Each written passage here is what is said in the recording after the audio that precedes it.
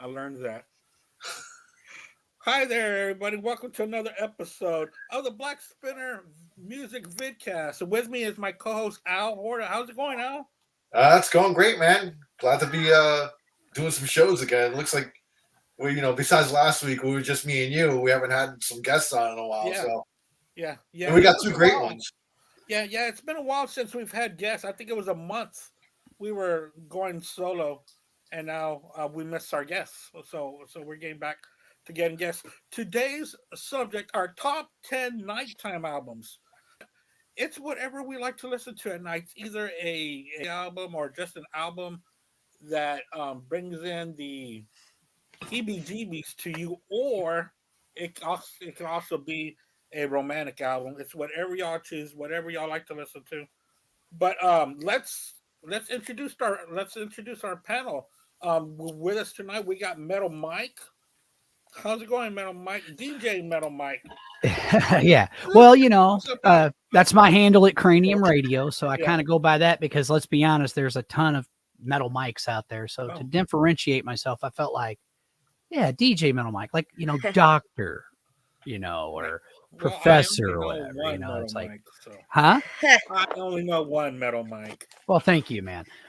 But you'd be surprised. I've ran into quite a few, man. So I was like, well, you know what? To differentiate myself, I'm going to, just like it's DJ Metal Mike. Yeah. I like the sound of it. Great. And you can be caught on Cranium Radio on Friday nights, right? Yeah, Fridays from your own 8 p.m. to website. 1 a.m. Eastern Standard Time. And I play what's really cool about Cranium, which is different from what TMS was doing, Right. is Cranium, anything goes. So Oh wow. we have a variety of DJs that play all kinds of music. Yeah, it's all art and for the ears and mind, as my friend Jeff, who I was telling you about off. Well, I wouldn't say we were off camera, but before we started recording, Right. when he used to be with TMS, and him and another guy started Cranium, and he kind of wanted to expand. I mean, he loves metal and hard rock and all that stuff, but he loves a lot of other kinds of music too. And he does 4 shows. We have like a bunch of different DJs that bring different things to the table. Some of it's really, really heavy stuff. Some of it with me, because it's Metal Mike, I still mostly play hard rock and metal of Right. all subgenres and styles. Like, it's not unusual for me to play Led Zeppelin and then it goes right into a newer band like Orbit Culture, which is a really heavy band, like heavy, extreme metal, really, but I like to, and there's always the thing I always loved about metal with all the subgenres is even if there were certain subgenres I'm not a big fan of, I've always been able to find a few bands in those. Like, for instance, the subgenre that came to be known as new metal, which I never did care for that name because I'm like, yeah, but what happens when time passes? It's not new anymore, but I always kind of, to me, I prefer to call it alternative metal, but there's bands like the Deftones, love the Deftones.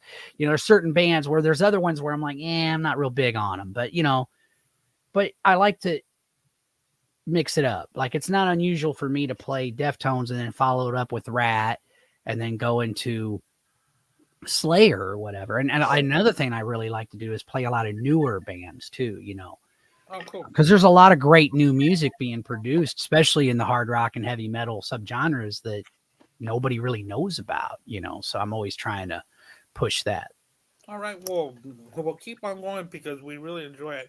And also joining us today, Kate has not been on Black Spinner, but me and her have been working on our other podcast called Three Shots Down. So we've been doing that a lot lately. So thanks a lot for joining us here on Black Been Spinner. busy. Thank you. Yes, you've been busy with your stand up routines. Which is awesome, by the way. Yeah, it's great. I'm proud of you. Yeah, Thank you. you're doing very well. Mike did it before too. He knows what Oh, it's yeah. like. Oh yeah, man. I did Yeah. it. Yeah. I kind of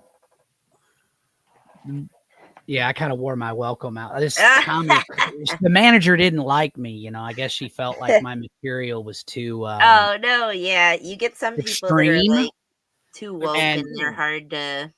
I was just like, lady, I'm still doing amateur. I'm trying to figure it out. And the crowd liked me. They, but she was like, and one night she just caught me in the wrong mood.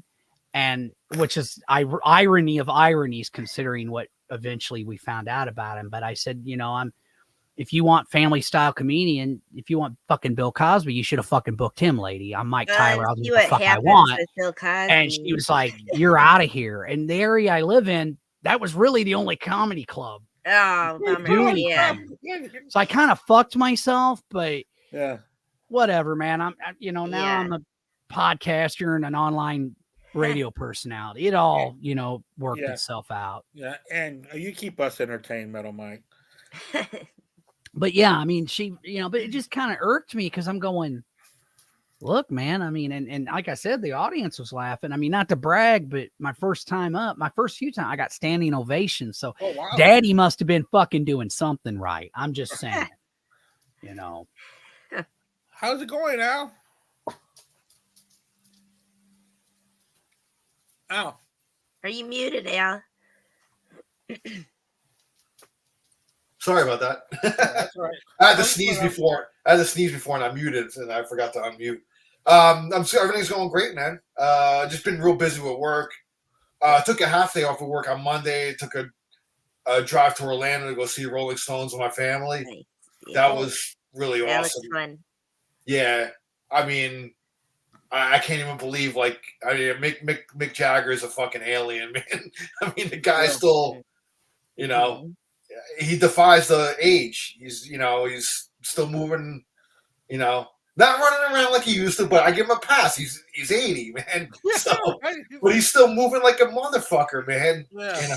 So, oh man, the band sounded great. The set list was great, and I took Kayla, Tina, and we went with some friends. So I'm getting my daughter into seeing all the heavy hitters before they're gone. You know what I mean? So. Yeah. I keep telling her, you can grow up one day and you can say that you saw Paul McCartney, you saw you saw Elton John, you know what I mean? All these guys. So she gets a name drop. Yeah. Well, hell yeah. I mean, Al, I've always told, I say that on the Metal Mike show all the time. Like, if you're going to go see some of these legacy acts, you need to do it soon, because there was a few people where I was like, oh, I'll go next time. And I never got to see him. Tom Petty breaks my heart. Never got to see him. There's a few, and I still have yet to see the Stones. Now, my co-host on the Metal Mike show, Bill Roseberry, Bildo, him and his dad went to see the Stones, and he filmed a lot of it. I mean, he just amazes me. I mean, the man's like 80 years old, and he's like in incredible shape, and it's like, I don't know how he does it, man. Yeah, I don't. I mean, who, I don't Mick? know. Yeah. Well, I was reading up, and he does a lot of yoga. He works out. He clearly takes care of himself. Yeah, I mean, and when you're a guy that stature and you have the kind of money you have, you can have all the best chefs cooking the best food, trainers, things like that. Sure. That there's luxuries, but he takes advantage at least of the luxury. He doesn't sit around and get fat. I mean, the guy's never had an ounce of fat in his life. No. So. I mean, but to still be alive after all the shit they've been through. I know. Especially Keith. Right? But Keith is still up there, man. He's still doing it, man. Yeah. Hey, Keith wears it on his face, though. Yeah. Yeah, but that's all right. Hey, Al, so how many songs did they play off the new album? Do you know? 3. 3? Yeah. One of the songs that Keith sang was one of the new songs. Okay. And then Angry, which was the first single, and then I can't remember the name of the other one, but they played 3 songs off the album. Which is a good album. Which for them is a good representation of the new material. And people actually were into it. Like, I didn't see a lot of people leave. Usually when bands play new music, everybody goes for the beer or bathroom or whatever. Right. But it wasn't really like that, man. I think people are just realizing this might be the last, we've been saying it might be the last time the last 25 years. Yeah. But I mean, come on, let's face it, they're in their 80s now. 80s. And you never know. So one of the sad things about it was when Bill originally bought his tickets, it was before the pandemic. Oh, and Charlie. Unfortunately, and his dad never got to see the Stones. And as much as they had a great time, it kind of bummed him out that Charlie Watts had passed away in the meantime during the pandemic.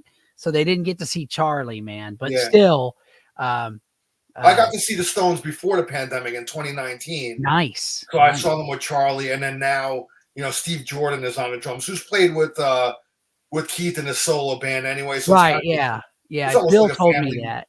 Yeah. Well, it's And interesting because they're on my bucket list, man. I got to see Paul McCartney. I yeah. got to see him a few years ago, and he was amazing. Yeah. I've gotten to see quite a few. I've seen Buddy Guy twice. I've seen a lot of the legacy acts. We're going to be seeing John Cafferty here pretty soon. Cool. So I'm looking forward to that. And I've always been like, hey, man, if you're going to go see these guys, saw Willie Nelson about a year ago too. Yeah, I'd still like to see him actually. Yeah, so I've seen him a lot. And he's 90, right? Great. Yeah. 91. You never know it, man. Wow. He just turned 91. Wow. And anyway, so we had a good time. So yeah, he had said like 10 years ago that he was just going to tour around his home, just around there. But I don't think he remembers he said that because he's all over the place. I don't think he remembers he said that he was just going to tour around the Austin, Texas area, and he's all over the place. Yeah. But I was able to see the Stones. I think it was in 2000 or 2001. It was a very good show. But y'all know how big Reliant Stadium would be. Where the Texans play.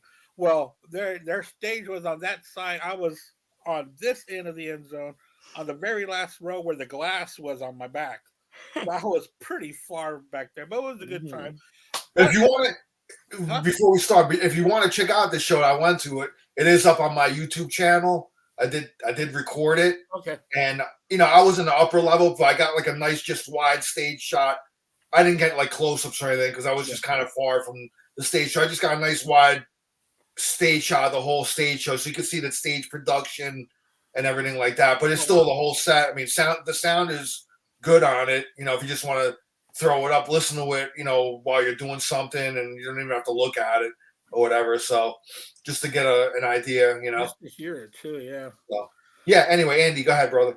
Oh well, I was going to ask you who opened up for them, because there's different people opening up for them in different areas. Country guy named Tyler Childers. Yeah, he's a new kind of up and coming guy. Okay. I've been like reading up that Stones have really been like choosing like up and coming newer acts, which is like actually very cool of them. They're giving some limelight to some of the up and coming instead of getting like somebody that's already known. But Tyler was good, man.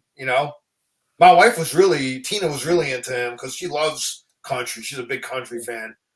But I enjoyed him too. He was really good, man.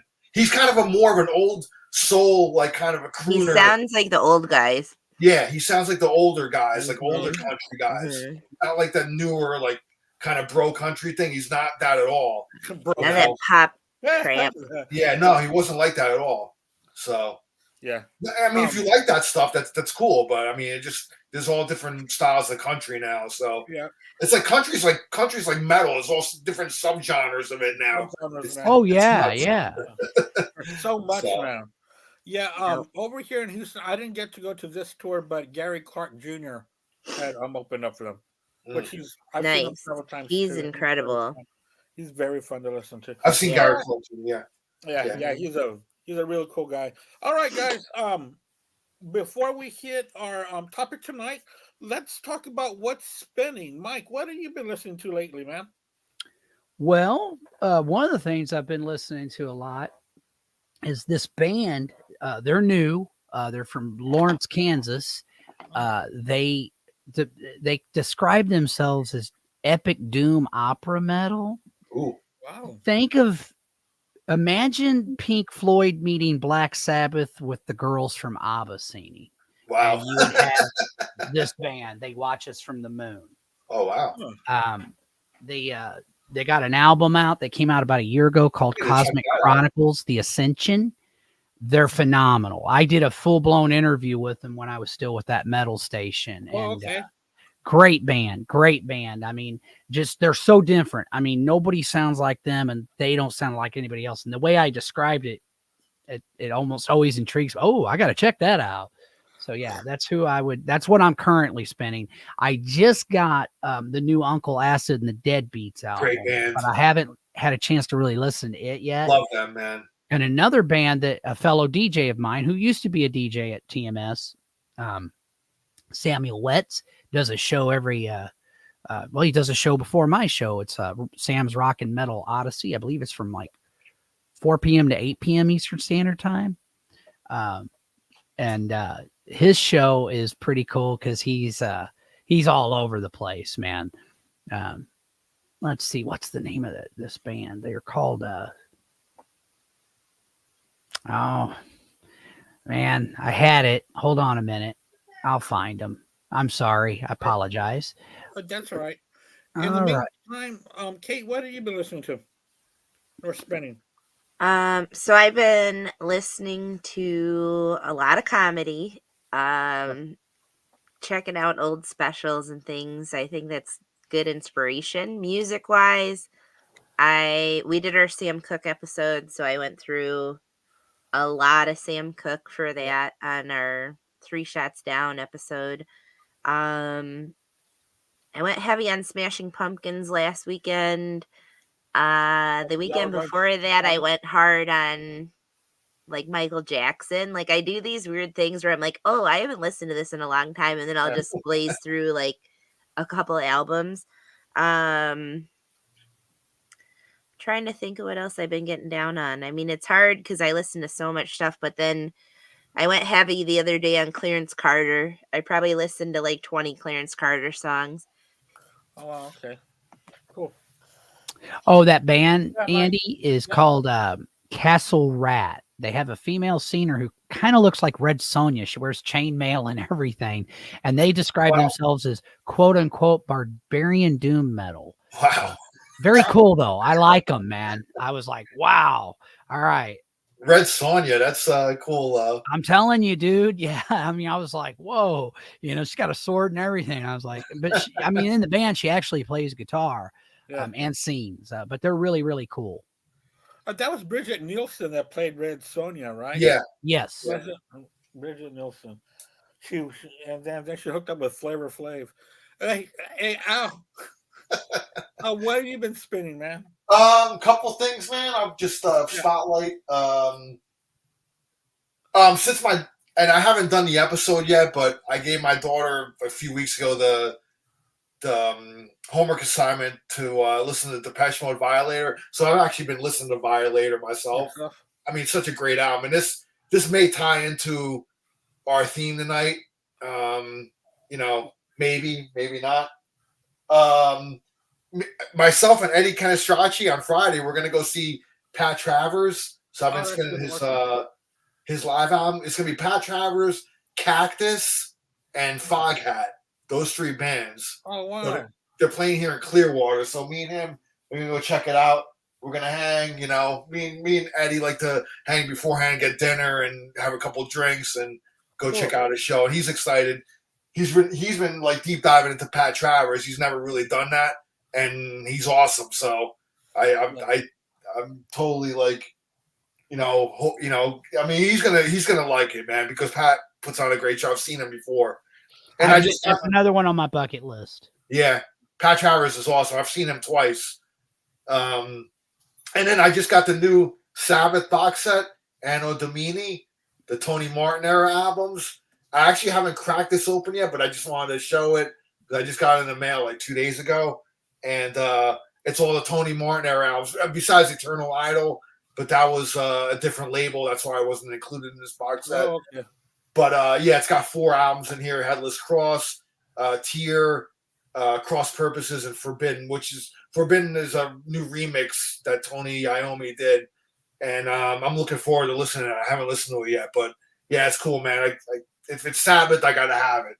It's one of my favorite bands, so Metal Mike knows, Andy knows, Kate knows. Hey, man, my all-time favorite band besides Sabbath is my number 2. Rush is my number 1. Remember the Sabbath and keep it black.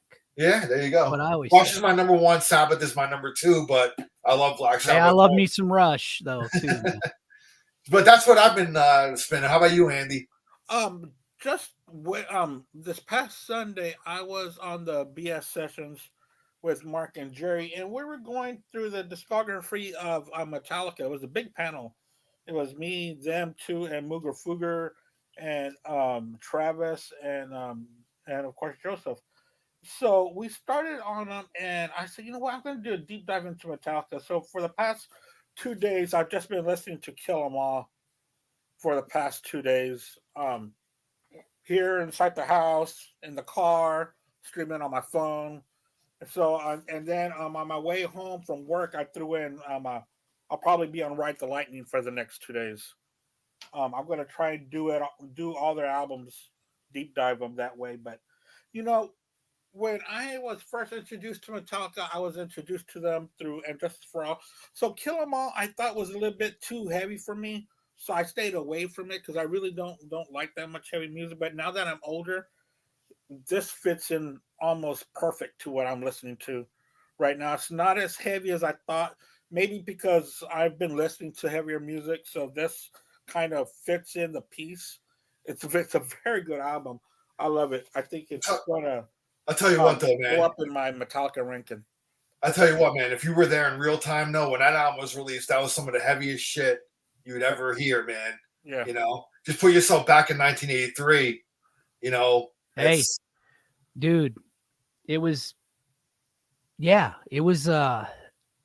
around December of 83, maybe January 84. And my big brother, Dave, who was a huge influence on me, of course, as I've mentioned before. Yeah. And of course, there was my surrogate big brother who lived across the street, neighbor, friend of ours, Kevin, and then my big cousin Mitch. But his buddy, Dave Grindstaff, brought over Metallica, Kill 'Em All, and Slayer, Show No Mercy. And I was already, like I said, I was lucky because I had a big brother, because I had those guys. I got into heavy, hard rock and heavy music at a very, very early age. You know, I mean, I was 5 years old in early 76 when I heard Kiss Alive, and that was the album that put me down the rabbit hole, so to speak. You know, Right. the reason why we got into all those other bands is because Kevin and Mitchell were like, guys, Kiss are cool, but there's other bands. And they introduced us to all these other great bands. When I first heard those albums, I wish I could say, oh, yeah, I recognize the brilliance. No, my reaction is like, what in the hell is this new sound that I have to take in? And do I like it? You know, like Slayer scared the shit out of me. And Metallica, I was because I didn't think anybody played faster than Motorhead at that time. You know what I'm saying? So it blew my mind. My 13-year, I was like, what? You know, like, and it took me a little while to acclimate. But once I got it, I got it. And it just came at the right time. Like once I embraced thrash metal, you know, I was getting a little disillusioned with some of the traditional metal guys, you know. And again, it's just my opinion and my timeline. But, you know, Priest with Turbo and Ozzy with Ultimate Sin. And while I think Ultimate Sin's got a lot of good songs, I'm not a fan of the production. And and then even the glam metal started softening and it wasn't as heavy as it was when it started out. So I was getting so thrash metal came at me at the right time. And then when I still had a hunger for, more street level, old school hard rock, bands like Guns N' Roses and Tesla came along. So it fed that, you know what I mean? Because I was starting to get kind of disillusioned with not all of them, of course, there's still some glam metal bands that I love this day, Rat being one of them. But I was getting really like, man, I don't know about what's with this, man. It seems like it's more about image than it was about the music, at least to me. Now, I know a lot of people actually love that stuff and man, they sold like gangbusters, but yeah, so for me, the thrash metal thing was like, oh my God, like I said, when I first heard it though, and I've been that way it's the way I was when I first heard death metal. It's the way I was, even like my nephew's really into power metal and he played me Sabaton and I'm like, what's this? Why is that dude singing so weird? And what's with this rah, like, I feel like I'm about to go to foot. I don't know. A pep rally.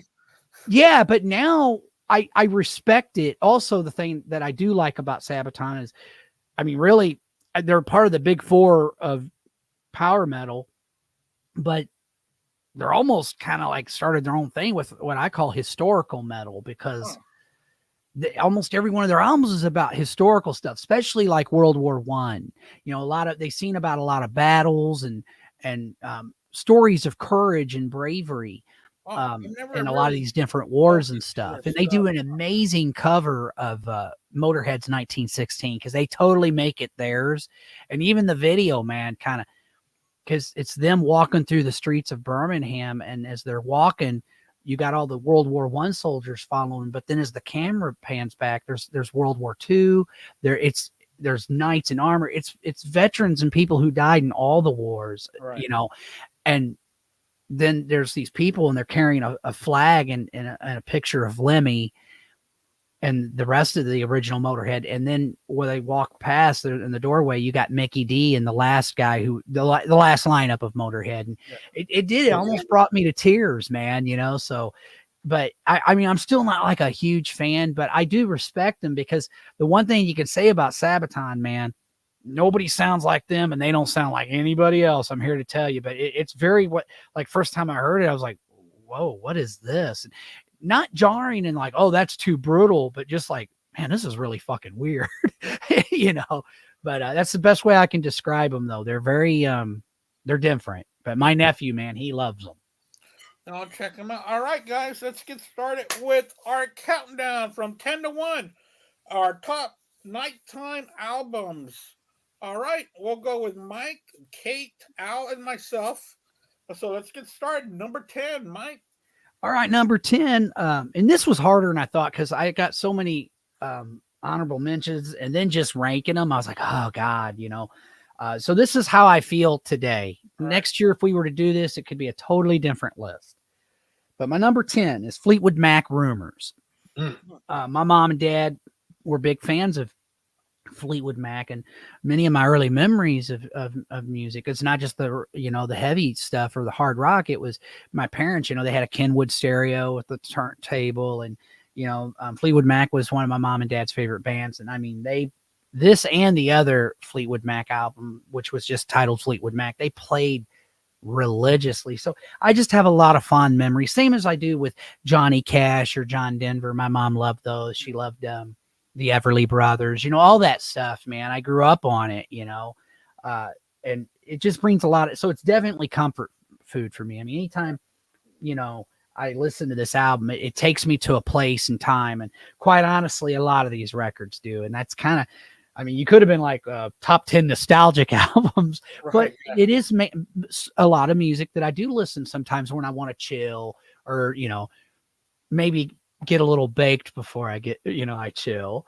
kind of stuff. So Fleetwood Mac Rumors. Good one. That's a good start. That's a good album. Kate, number 10. Mine's a similar vibe in all my picks, that it's like chilling or drinking after dark and having some cigarettes. Maybe some spooky stuff mixed in too, because you guys know I love my spooky stuff. My number 10, I went with Nina Simone. I Put a Spell on You.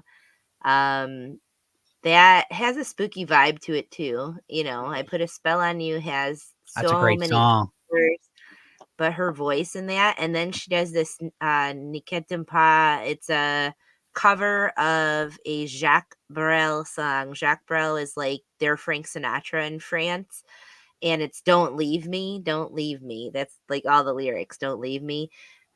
Her cover is so gorgeous. You guys know how her voice is. She just had the best smoky voice. So that's a lot of these are going to be kind of chilling, but there's a little spooky vibe mixed in there with that I Put a Spell on You, because it's that Screamin' Jay Hawkins cover of that. Excellent. Well, I love the original. I love that song. Yeah. Oh, it's so good. Yeah. Good pick. Thank you. Yeah. Al, what you got? I did that good too. I like. Oh, what'd you say, Andy? I'm sorry. Oh no! I just added that CCR really did good cover. Oh yeah. I forgot about that. Oh my gosh, yeah. They actually have a good cover of that. That's funny to think because it's so not in their wheelhouse. Yeah, but they really jam that. Yeah, hell yeah, I agree. I forgot about that. That is a really good cover of that. That's why I said earlier I'm really looking forward to seeing John. Yeah, I'm excited. Because, I've never seen CCR, and I mean, let's be honest, he really kind of was CCR. Yeah. He wrote all the songs. That'll be really good. Oh, dude, I've seen John Fogerty a couple of times. He's amazing as well for his age, man. He just rocks, man. I've seen him twice, and he That'll be cool. jams. Damn, he jams. He's so good. Yeah. I think Another one of my mom and dad's favorite bands. Yeah, the second time we saw them, he played Green River from beginning to end, and dude was just jams on that guitar, and I think he has like his sons with him and a daughter, and so it's like a family thing. And same thing with Willie Nelson. Yeah, Willie, the promise of the real. His kids are talented as hell. They Lucas are. and Micah. Micah's band is totally different vibe, and they have a band called Insects and Robots. That one's very different, not what you would think at all. Lucas is more like indie folk, but both of them talented dudes. Yeah, they are. Yeah. Promise of the Real, though, they just posted a thing on Instagram. I don't know if it was today or yesterday, but they're gonna break up after this tour.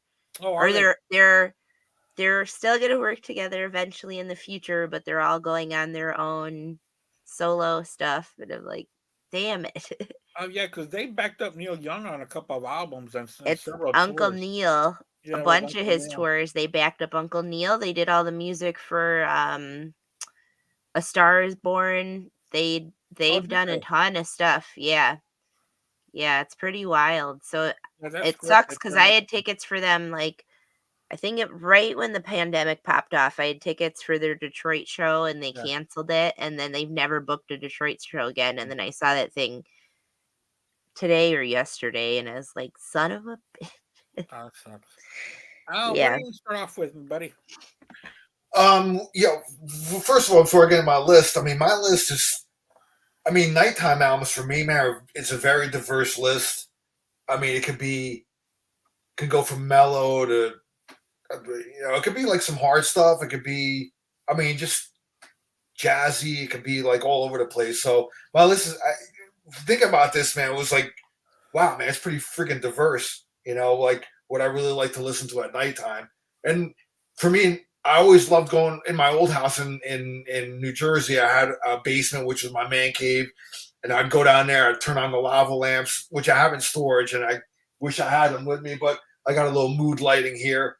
And I turn on my lava lamps and have everything dark, just my lava lamps illuminating. I'd have a nice glass of wine or something with me and just kind of zone out, Yeah. And there's so many different albums that like I used to throw on. So it was kind of cool, like kind of just conjuring up, oh man, this is great. This is great. This one's great. So actually my number 10, I'm going with REM's Automatic for the People. I listen to this a lot at nighttime. It's very acoustic based for REM. I don't know, just there's the vibe about it. It's like I said, very acoustic based. Orchestrations produced by John Paul Jones from Led Zeppelin, and a lot of the songs on there, man, just kind of, I don't know, they just give me a nighttime vibe to it. Like Drive, the opening song on it. Yeah. Night Swimming is great. Try Not to Breathe. There's a bunch of great songs on here. Like, and again, it's not like hard guitars on here like they would kind of do like early on in a career and then after. They kind of really went to this acoustic kind of based period, like with Out of Time, and then with this one, Automatic for the People, kind of a mid-tempo stuff like that. So I to me, Automatic for People, REM is a great nighttime album. I love listening to that at night. So that's my number 10. Yeah, me, nighttime albums now, it's kind of funny because I have problems driving at night. But when I was younger, man, I would drive at night all the time from city to city. Yeah, and you'd listen to albums, man. Throw them in the CD player, and yeah. But I'm going to start off with a really good late night album, Doors, LA Woman. Yeah, that's a great one, dude. This has a really good nighttime vibe to it, man. And it ends, of course, with Riders on the Storm. Such a great track, man. Yeah. Hearing in you hear the rain come down, the boom. Then that bassist comes in, and that's the way the album closes. So LA Woman just has that nighttime vibe, man. It's a fantastic album. It's one of my favorites by them. I think it's my second after their debut, but man, this is so good. Yeah. It's sad that this was their last one because, dude, they were hitting on all cylinders. They were really getting like a bluesy kind of thing going, and it was really great, man. Yeah. One of my favorite bands too. Yeah, and the musicianship is fantastic on that album. It was just so good. John Densmore is such an underrated drummer, man. He doesn't get the love I think that he should. And I've met him once, and because the Doors was one of the first bands. My older brother, man, he was a huge Doors fan, and he had all their albums. And as a kid, man, just kind of looking at the album covers and hearing like just Jim Morrison's like lyrics and not really understanding them as a kid, but it was just something about his voice and his tone and the way he delivered it just kind of intrigued me, as a kid. And I've always just loved them ever since, So thanks, Paul, my older brother. he shaped me a lot of my early like musical stuff. So hey, man, thank God for big brothers. Yeah, man, big bros, man. All right, Mike, what's your number 9, man? My number 9 is the Eagles, Hotel California.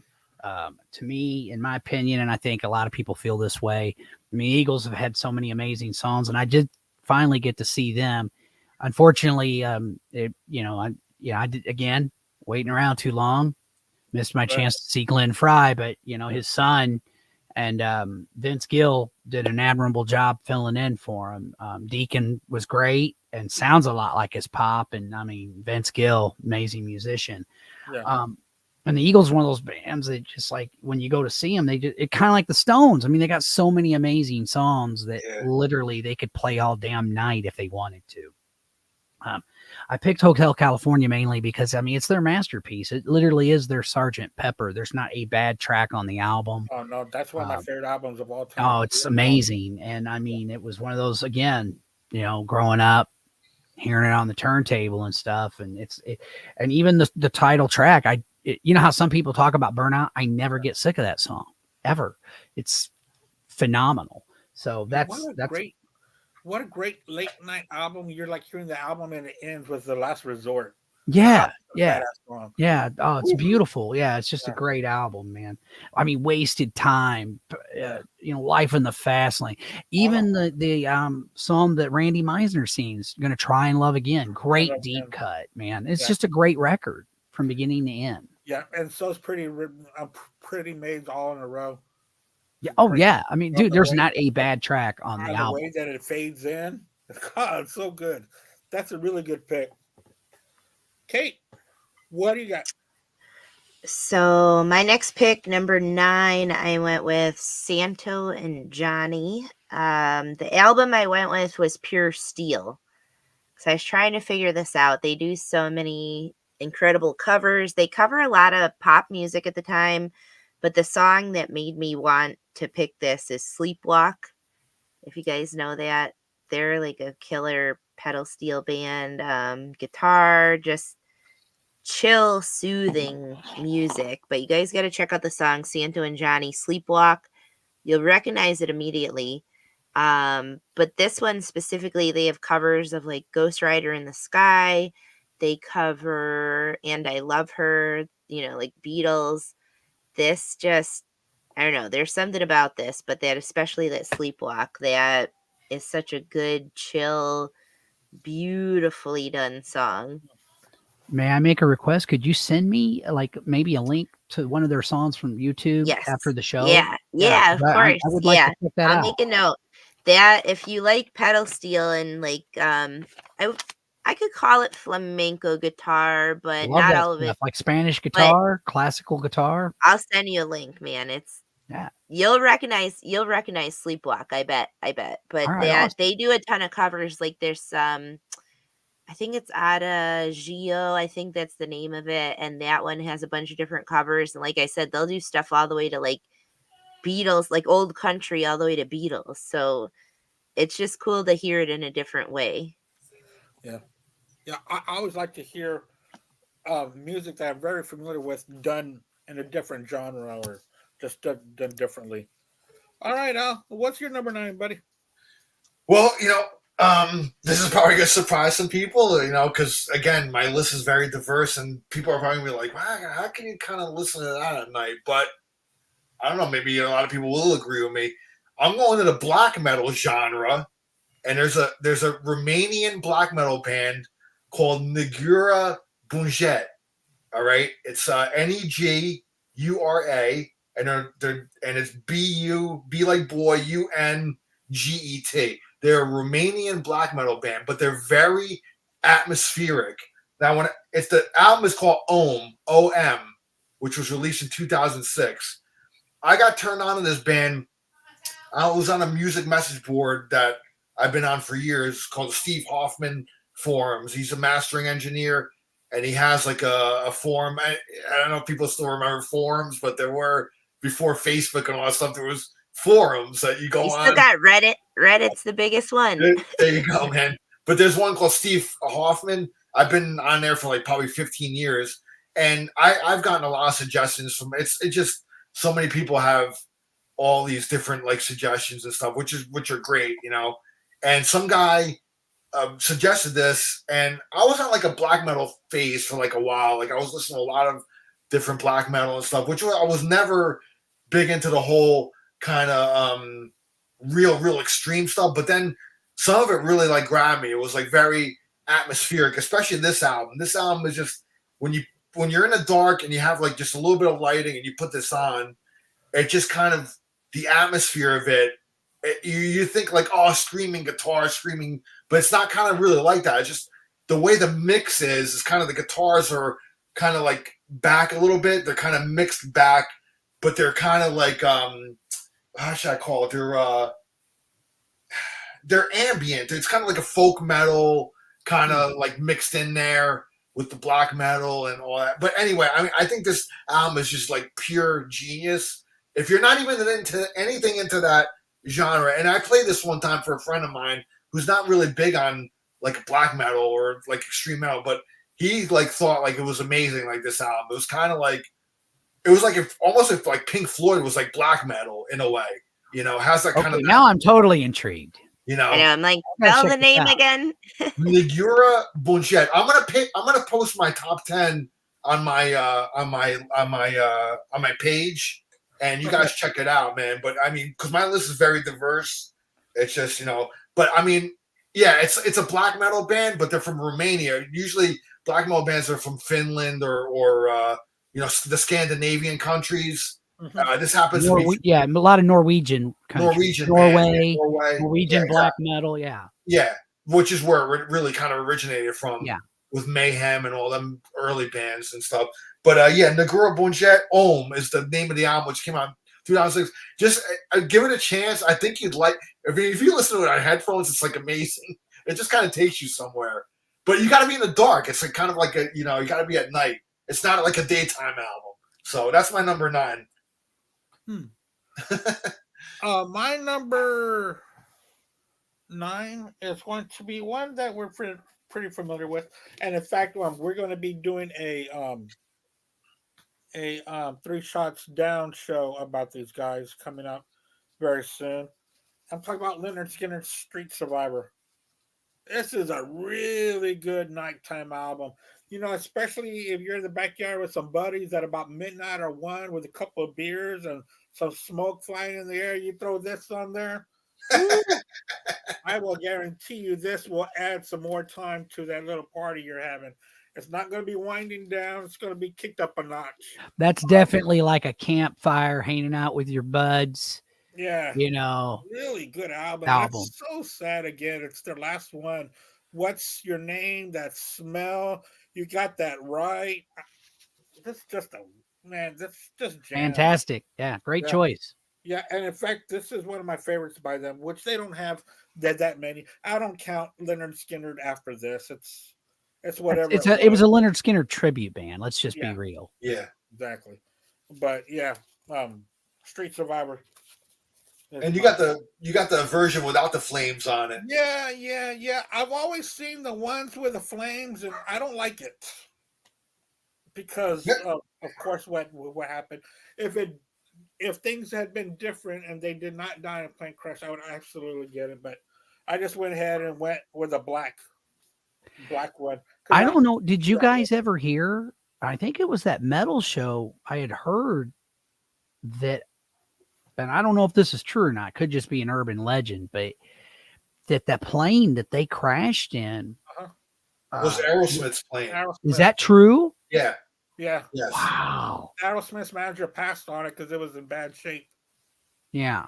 Yeah, Aerosmith was going to use it. Yes, Yeah. that's. Could you imagine though? Because like that would have. I mean, don't get me wrong, Aerosmith's legendary band, you know, without question. But to me, I'm that guy that I like some of their 80s songs, but their musical peak for me was 70s, okay? Yeah. And Yeah. I've often thought, well, what would have happened if They would have got wiped out in that crash. If it hadn't been Leonard Skinner and it would have been Aerosmith, how would they be looked at today? I mean, again, they're a legendary band, so I don't mean I'm not trying to disparage them or disrespect them, but I think you know what I'm trying to say. Yeah. It'd be like, what if Kiss died at the height of their fucking popularity, man? You know what I'm saying? Like, it would be like they would, again, not that they're not revered or admired or loved. You know what I'm trying to say, though? Yeah. Because let's be honest, death does elevate your stature. Yeah. Right. Because if they had taken that plane at about that time, Aerosmith would have just stopped at Rocks. And that would have been their last I think Draw the Line would have been out too. Huh? You think Draw the Line? I think Draw the Line would have been out. So if that would have happened at Draw the Line, I mean, that would have been like their discography would have been pretty much perfect. Yeah, you know? That's what I'm saying. Again, I don't want to say, hey, I wish Aerosmith. No, what I'm saying, I wish it hadn't happened to any of them. It sucks because Leonard Skinner was an amazing band. This goes back to the argument, and Andy and I are still going to have a show on this about bands that, they're most. Like their creativity has a 10-year creativity to me, and if you look at many bands, pretty much most bands, the creativity period is usually a decade. Yeah. Like a band's first decade, or is almost flawless. A lot of flawless. It's after the first decade. That's when it starts to slide, starts to come in. Sure. When a band goes too long. That's why you look at bands like Led Zeppelin, the Beatles, the guys that didn't get even pretty much 10 years and they stopped. That was it. I mean, they're so revered because you think the catalog is pretty much perfect. You know what I mean? It's they never had time to really go down the slope to really put out bad albums. Well, or anything I mean, like that. and again, because of death, and I love Brian Johnson. Just going to throw that out there. Love that era of the band too. Love, especially if it's Brian. But Bon Scott, I mean, that era is just phenomenal. And you got to wonder, like, if he doesn't die, what would have happened? I mean, it's really weird because if you look at it, like Bon kind of predicted AC/DC's popularity. He said, "Oh, we're gonna be huge. Everything he said came true, but he never lived to see it." It's really kind of creepy if you think about it, man. They really did hit the big time with Highway to Hell. Yeah, they did, and he was on that record. Was like but then Back in Black comes out and just blew worldwide everybody away. I mean, dude, I remember again. Me and my brothers. We got into music in a really young age, so I remember when Bon Scott died. I remember people going, "Oh, they're going to do a new album with it? Are they insane?" Like nobody expected Back in Black. Yeah. And in some ways, it was a heavier record, and I think maybe part of that was because of the anger from losing Bon. It just kind of, but yeah, it's just kind of interesting to see what kind of an album Back in Black would have been if Bon had lived. Yeah. Well, it's also their arc, the arc of their career. I mean, Highway to Hell is pretty much setting them up. Sure, definitely. I think Power Age set up Hotter Than Hell. I think Power Age is probably my personal favorite. Well, that's my favorite. That's my favorite. I love that record. Album. Yeah, but I mean, as far as like commercial success, they were starting to taste it with Highway to Hell. Mutt Lange comes in, produces that album for sure. And it really kind of just set up the whole. I mean, if Bon had lived, I think Back in Black would have still been huge. But I think like the whole mystique of him passing away, and then they get the whole curiosity factor probably played into that too, and I don't know, man. It's one of those weird things. Sometimes replacing members backfires, and sometimes replacing them works. You know what I mean? It's all, to me. It depends on the arc of the band, the pop. What happens. We ought to do an episode sometime about and just call it "What If" and come up with Yeah. different scenarios. Like, Yeah. what if this had happened with this Yeah, band? What if guys, y'all keep on. I'll be back in a minute. Sure thing. I'll take. Yeah, go ahead, Al. Yeah, we'll bullshit here. Yeah. Who's next anyway? Well, who did the last one? Andy just did Leonard Skinner, so it's okay. So we're going to number 8. Then. That's my turn. Okay. Yep. Yeah. So go ahead, Mike. Go do number 8. Okay, my number 8 is Rush 2112. Again, I was just a kid when I first heard this album. I was aware of Rush because we had a great rock station, still in existence to this day, FM radio, KC 95, Real Rock Radio. They even had a mascot called Sweet Meat, which was a pig with a joint hanging out of his mouth. So they were very like underground and,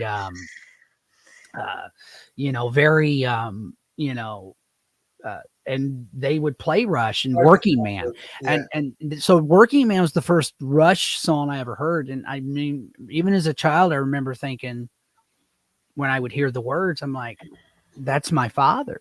My father was a blue collar, pipe fitter, worked and did all. And there would be times I would hardly ever see him because all he did was work all the time. So when I would hear that song to this day, even, I always think of my pop, my old man, and, but when I heard 2112, it just blew my mind. It was almost like, especially if you listen to it on headphones, man, it was like Star Wars for the ears or something, it was telling the story and it was a journey. It was just, you go on this journey, man. And to me, there's nothing better than an album like that, where you just sit back, open up your wine or beer or light a doob or whatever, and just sit back and just, just the whole thing, like with the synthesizers, the way it opens up and you're just like, oh, wow, man.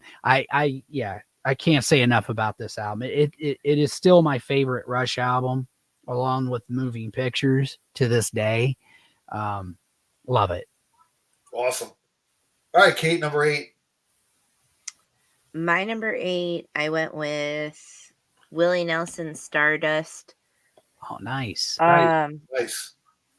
I must think now it should be higher on the list, but I put it in order and I didn't change it, but it actually probably will be higher up. But Stardust is just so damn good. God damn it. You guys know how much I love Willie Nelson.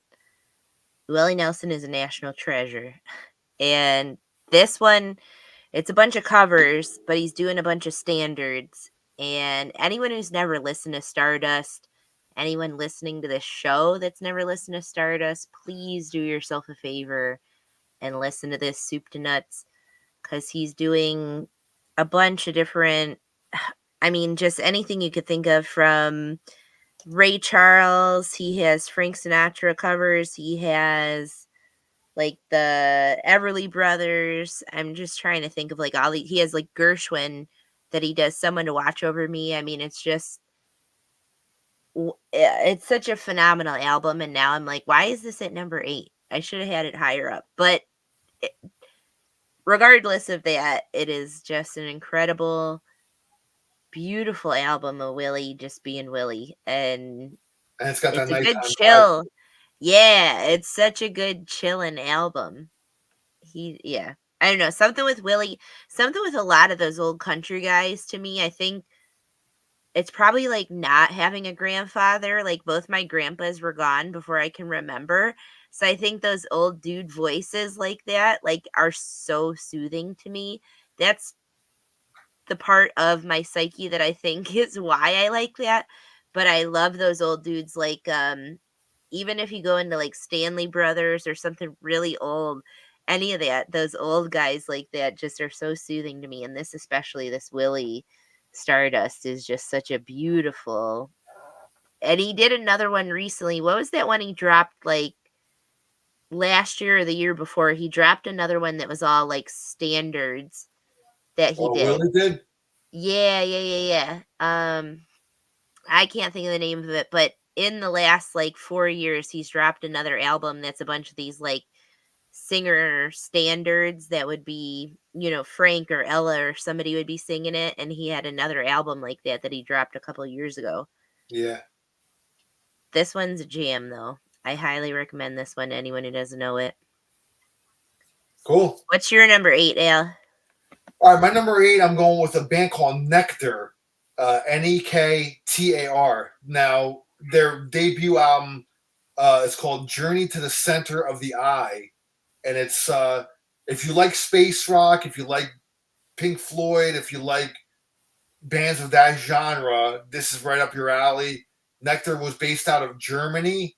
I think some members were actually English, though, but they were really based out of Hamburg, Germany. And this was their debut album. Now, it's a 13-track album, but it's really just one long, continuous piece of music. And to me, it just kind of takes you on a journey, hence the name Journey to the Center of the Eye. It's kind of considered a rock opera concept album. It's really based on an astronaut that's on his way to Saturn, and he encounters aliens that they take him to their galaxy, to their planet, where they infuse knowledge into his head, and it's almost kind of, and like what they're putting into his head almost is kind of a commentary on like a nuclear, like kind of a war, kind of arms race kind of like thing. Fallout. Yeah, it's pretty out there, man. But it's like one of those albums. Like I couldn't envision playing this like during a day, a sunny barbecue, type. It's really one of those albums where you go lay down on the couch in darkness and with a little bit of light, candlelight or something, put on the headphones and really kind of just space out to it, man. And it's very much a nighttime listening album. So. Journey to the Center of the Eye by Nectar, very underrated band. Not a lot of people talk about Nectar, but if you love Floyd and you love all like that kind of psychedelic stuff, man, definitely check them out, man. They're a great band. I had a friend of mine who was the bass player in my band that I was in, and he loved Nectar, man. I kind of wish I went with him. He went one time to go see them. They played in New Jersey. It was probably like over 15 years ago. And I think the main member is gone now. I don't know how many original members are left in that band, but he said it was great and stuff. But Nectar, Nektar, that's the way you spell it. So check it out, man. Journey to the Center of the Eye. That's my number 8. Andy, go ahead, brother. Yeah, let's review real quick because I missed a. Yeah, Mike was Rush 2112. Okay. And Kate was Willie Nelson Stardust. Oh, Stardust. Oh. Nice picks, you two. That was great. So my number 8, I'm going to go with, of course. Oh yeah, I want to talk about this one briefly because we all remember, radio, and when I was probably a teenager and older, the radio used to have midnight albums that they would spin. Oh yeah.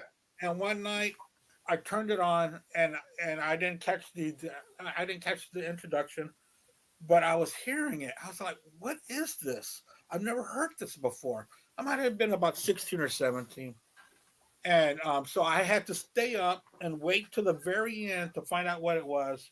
And I finally found out what it was at the end. And I found it on vinyl a long time ago, and I love hearing this. Lou Reed's Rock and Roll Animal. Wow. Live album. This one here. Great live album, man. Yes, dude. It's a great live nighttime album. And it's all Velvet Underground songs. That's all that's played on here. There's the back of it. But man, when I was hearing this, it made me so excited because it was so cool. It was such a good album. And when they finally came out of who it was, I was like, "Oh, okay, Lou Reed, I've heard of him." And Dick Wagner's on guitar on here. Dick Wagner, yeah.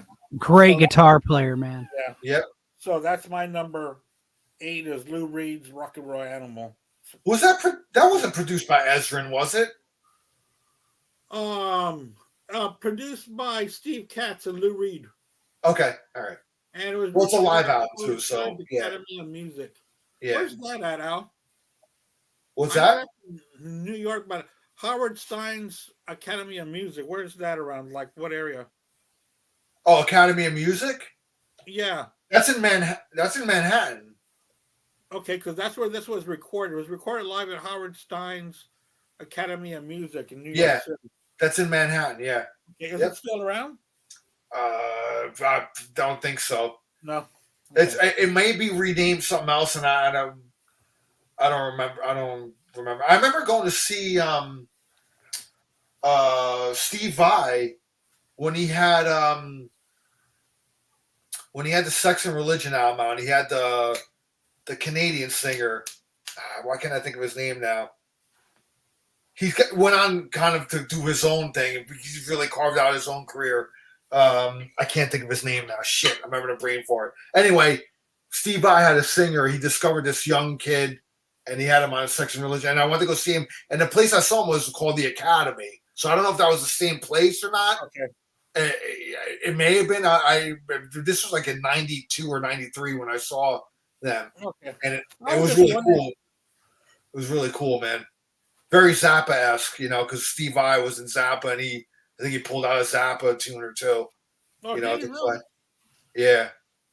Because he did play on that Drowning Witch album. Yeah. All right. What the hell is his name? I'm trying to know the kid's name. It'll come to me, man. Anyway, go ahead. All right. I'm number 7, Mike. Number 7, Queensryche, Operation Mindcrime. I mean, this was I remember when I first got this album, Columbia House, got it, had heard a lot of hype about it. I remember popping into my brother's tape deck and putting on the headphones and just sitting back and listening, man, and just being immersed because it tells this compelling story. In my opinion, it's their masterpiece. I mean, they've done a lot of great stuff since then and before then, but it's just, not only is it my favorite Queensryche album, I think it might be one of my all-time favorite albums, period. It's just a great, great record. And yeah, that's my number 7. I probably could have put them in number 8 and Rush at number 7, but like I said, I just kind of wrote them down. I didn't even really think about the order, to be honest with you, because it's like I didn't go too crazy with the order either. It was just kind of right. Like, I mean, my number 1 and number 2 might be the cream of the crop, but yeah, but I mean, a lot of these is just like it's real. No, not in any real order, really. I mean, we like to order these things. It's just like kind of even order. I love all these albums. So. Well, like I said, next time I could have this totally ranked different, or just have totally different albums. Like it's just what I was feeling at the time. Yeah, right. Operation Micro. I never really associate that as a night album, but yeah, I mean it's. Well, it's one. I mean, and maybe it's because that was.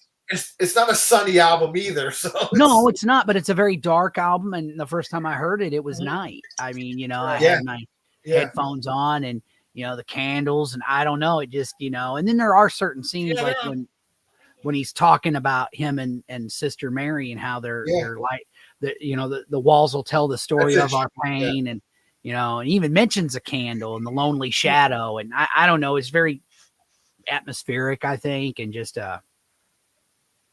Yeah, Jimmy is right. It's Devin Townsend that was on that. Oh, okay, yeah. Devin So Townsend. I saw Devin Townsend, man, when he was like nobody knew who he was. And he was singing for Steve Vai on the one album, Sex and Religion, which is a pretty damn cool album, man. It is very Zappa-like, though. Yeah. Oh, yeah. And I remember during the concert, even because Devin Townsend plays guitar as well, and Steve, I think, had now the other guy's I'm brain farting on the other guy. He's been a Zappa alumni as well. He had him on second guitar. So there was a point where they were playing 3 guitars, doing like the Attitude song by Steve Vai, stuff like that. Really, really cool concert, man. And Devin Townsend was nuts, man. I remember him diving into the crowd and shit. He didn't give a shit, man. He was he was nuts, man. So it was a really cool concert. Thank you, Jimmy, for pointing that out. Awesome. Kate, number 7. My number 7, I went with Clarence Carter, Patches. You guys know I love Clarence Carter. Clarence Carter can be really silly, really, really sexual, or Patches, which is like one of those songs that just makes you weep if you get it, you know? Um, I don't know. I love him. Great, great blues singer, incredible guitarist, blind from birth, like one of those people that is just killing it in the music scene. And I think he's really underappreciated. So I always want to shout out Clarence Carter. So that Patches album, it's something else. You guys would have to check it out. Yeah, I'm saving some of these albums that y'all are talking about. Yeah.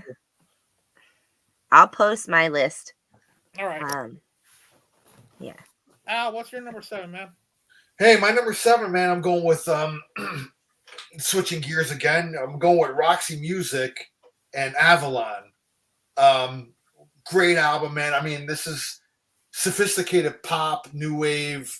Roxy Music is Brian Ferry and Phil Manzanera, who Phil Manzanera is a guitar player who actually played on some of David Gilmour's solo stuff and has actually toured with him. I'm wondering if he's going to be on a new tour with him too. I'm sure he might be. So this is a great album, man. I mean, if you want to test, and Andy knows this, I'm really into like surround sound music, and I still have to set it up here in my new home, but I always have a good, nice surround system, and I used to collect a lot of albums in surround sound format, and this is one of them that I had. And putting this on is actually like one of the best surround mixed albums that's out there. It's kind of a reference.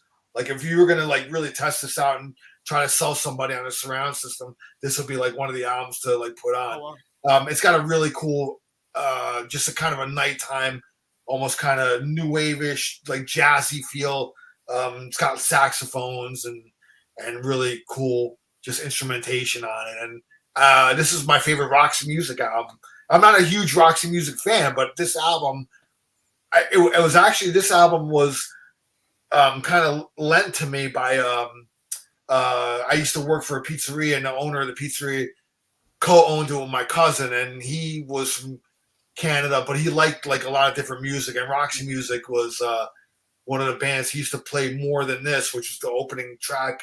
He used to make mixtapes, and that was one of the songs on one of his mixtapes. And I always like, it was really cool, like just kind of a smooth, kind of like, it's not hard, it's not heavy, it's just easy listening kind of. But I love Brian Ferry's voice. It's just so croony and so smooth, man. It just definitely lends to like a nice nighttime feel, which I think this album is perfect for. So Roxy Music, Avalon, which I think came out in 1982. So yeah. I think that was the last Roxy Music album before they broke up, and then Brian Ferry went solo. So it was the last every one. time I think of Roxy Music, I think of mid-70s. Yeah, this was 82. So this will be the last album that they put out. It is their last album. You're right. Huh. Interesting. I'm gonna check. Al, I'm trying to listen to you, but I can't stop staring at them cats. Yeah, they love being on here. They're so cute. They were dusting each other with their tails, and then they laid down, and now they're spitting. Oh yeah, they're vibing out. We're number 7, right? Yes. Number 7. I really don't listen to this guy that much, but when I do, this is the only album that I really have heard. This is the only album that I like by him. Other than that, it's a hit or miss with me. But this is a good nighttime album. Talk about David Bowie and the Ziggy Stardust and the Spiders from Mars. Nice. As a nighttime album. Oh, you're not a big Bowie guy though. No, I'm not. Dude, I love this album. That's a great. I mean, that's yeah. It's weird that his other stuff really doesn't grab me at all. It's weird, but this album I can listen to from beginning to end. Yeah, and it's so it's kind of schizophrenic when it comes from track to track to track. Because almost every track is so different.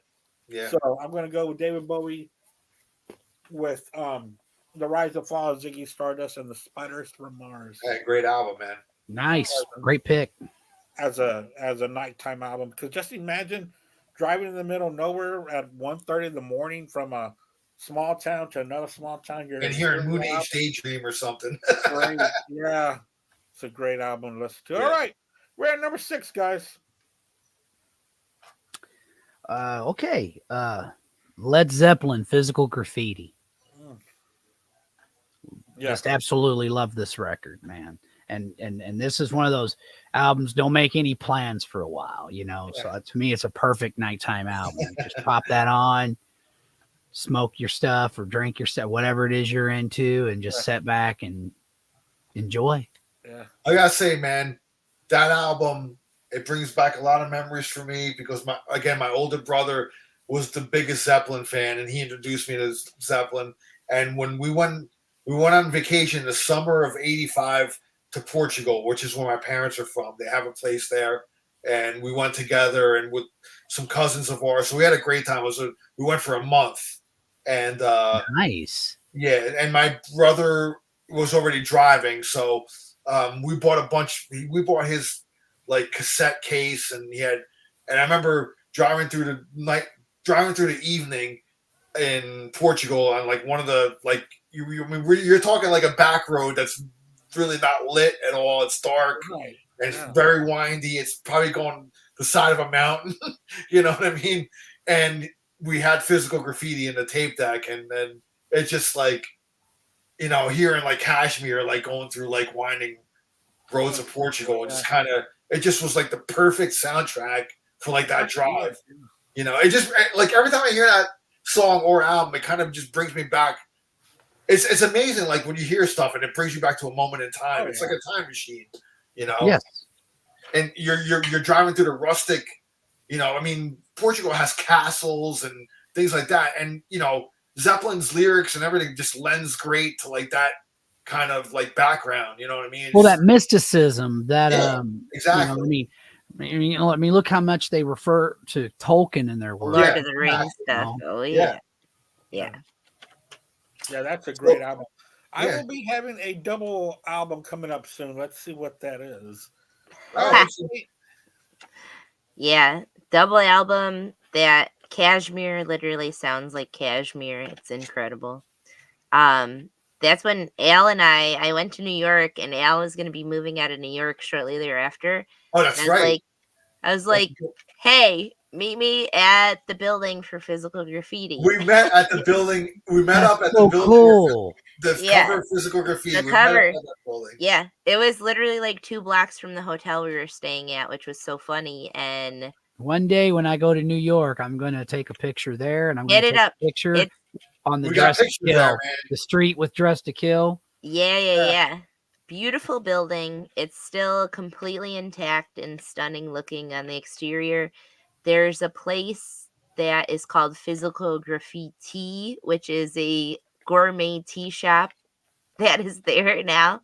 Yeah, it's kind of like it's kind of in the build, like it's kind of like you walk it's like in the basement almost. The basement, it's a little because the upstairs is all still living space, but they'll have little shops that are like down a few steps, and that is Physical Graffiti if you need to find the actual address for the building. And the Rolling Stones Waiting on a Friend video. Yeah, Waiting on a Friend. Yep.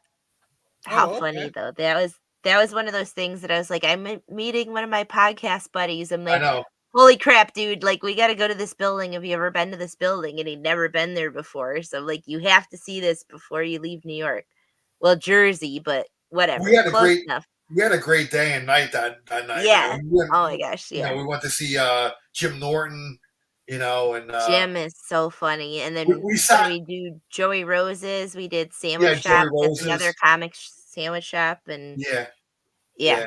Sat at the olive tree, and we're like, oh, there's so and so, there's so and so, there's so and so. The olive tree's above the cellar for anyone who doesn't know New York or like New York comedy scene. It's owned by Noam is the guy who owns the Comedy Cellar now. So it's but the place next to the where we were like hanging out, where all the comics were hanging out. What's his name? Yeah, that's the cellar, like Noam is the guy who owns the Comedy Cellar now. Okay, Oh, but you're thinking when we were in the other side when we saw the Jim Norton was restaurant in the part. lounge. Yeah, That's Colin Quinn owns Colin the Quinn. Fat Black Pussycat Club. So that's around the corner. So now they call this cellar McDougal Street. Yeah. So they have the bar and the lounge is the Fat Black Pussycat. There's the Village Underground. And then when you go around the corner, the original Comedy Cellar is McDougal Street. Yeah, But the restaurant above that is the Olive Tree. And that's where all the comics hang out. So it's like, we're just sitting there. We're hanging out with his buddy and my fiance. We're just sitting there like having a drink after the show, and and there's Kate's just recognizing all all these. these I'm like, comments. there's so and so, there's so and so, there's so and so. It is like, oh my god, it's so incredible to hang out in New York and see all these famous comics. And And Cafe Wow was right there, which is really cool. Hendrix played there. Hendrix Yeah, played there. yeah, Yeah, literally like 2 doors down from it is Cafe Wa, and that's Hendrix played there when he would play in New York. Crazy. David Lee Roth's Uncle Manny who owned it. Yeah. Oh, I didn't know that. That's Yeah. wild. Yeah. Yeah. Oh Well, my gosh.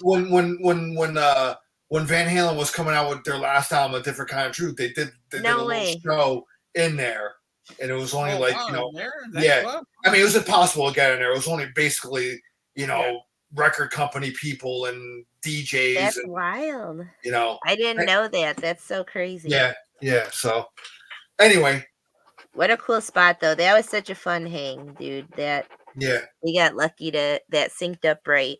But yeah. my number 6. All right, we're on number 6. Number Yeah. 6. My number 6, I went with Nick Drake, Pink Moon, his parting goodbye note album, which unfortunately he ends up taking his own life not too long after this album drops, but Yeah. this is one of those sweet goodbye notes, like a Dear John letter in my mind of his musical career. This drops in 1972, and even like just the title track in itself is such an incredible chill, like psych, but still on the chill side of psych song. But the whole album vibe is great. It's one that I really dig, that I always try to tell people to check out if they don't know him. What year did Nick Drake die? I want to say 73. This dropped 72. I want to say 73, but let me double check. I know he unfortunately took his own life, but it wasn't too long after. So this says 74. November 25th, 74. He took his own life, but he was in the UK.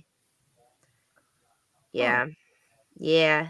That's kind of a bummer. Sorry to be a downer, but this is a really beautiful album, and like highlighting these people's legacies that they leave. Like that's all our whole show of like 3 Shots Down. I always want to bring into light and keep them alive by sharing their music and making other people appreciate their music. So I'm like, if you don't know Nick Drake, if you don't know Pink Moon, well worth your time, in my opinion.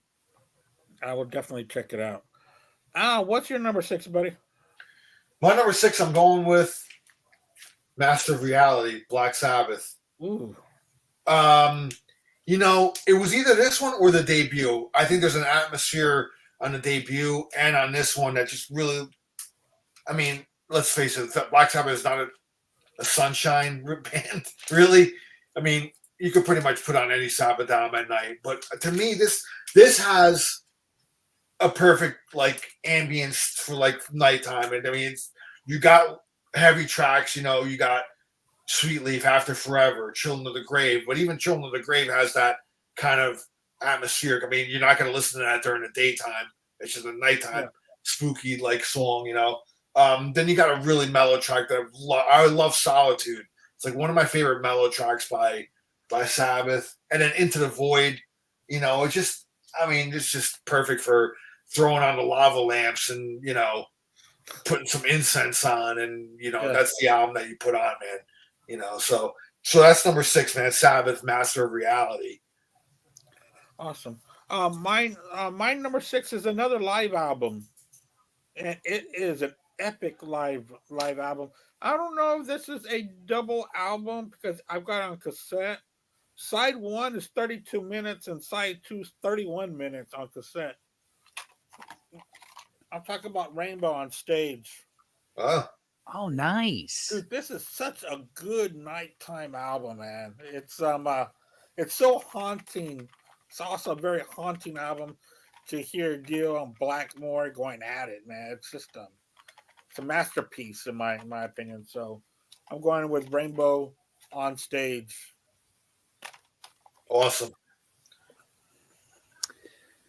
Well, All you're gonna right, love Mike. my number 5, Yeah. Rainbow Rising. Oh, I absolutely perfect. adore this record, from beginning to end. Stargazer, I think, is one of the greatest.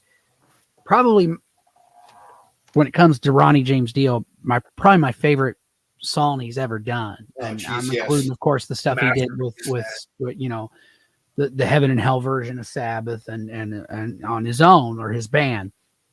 But yeah, I mean, it's just an amazing track, an Masterpiece. amazing album. I mean, it's from beginning to end, and it's one of those ones where, The man, light in the black. I mean, it's yeah, dude, oh my god, so epic, yeah, epic, but yet like it takes you on a journey, and to me, that's kind of what a night album does. It Yeah. takes you Yeah. on a journey, and that's why it's my number 5.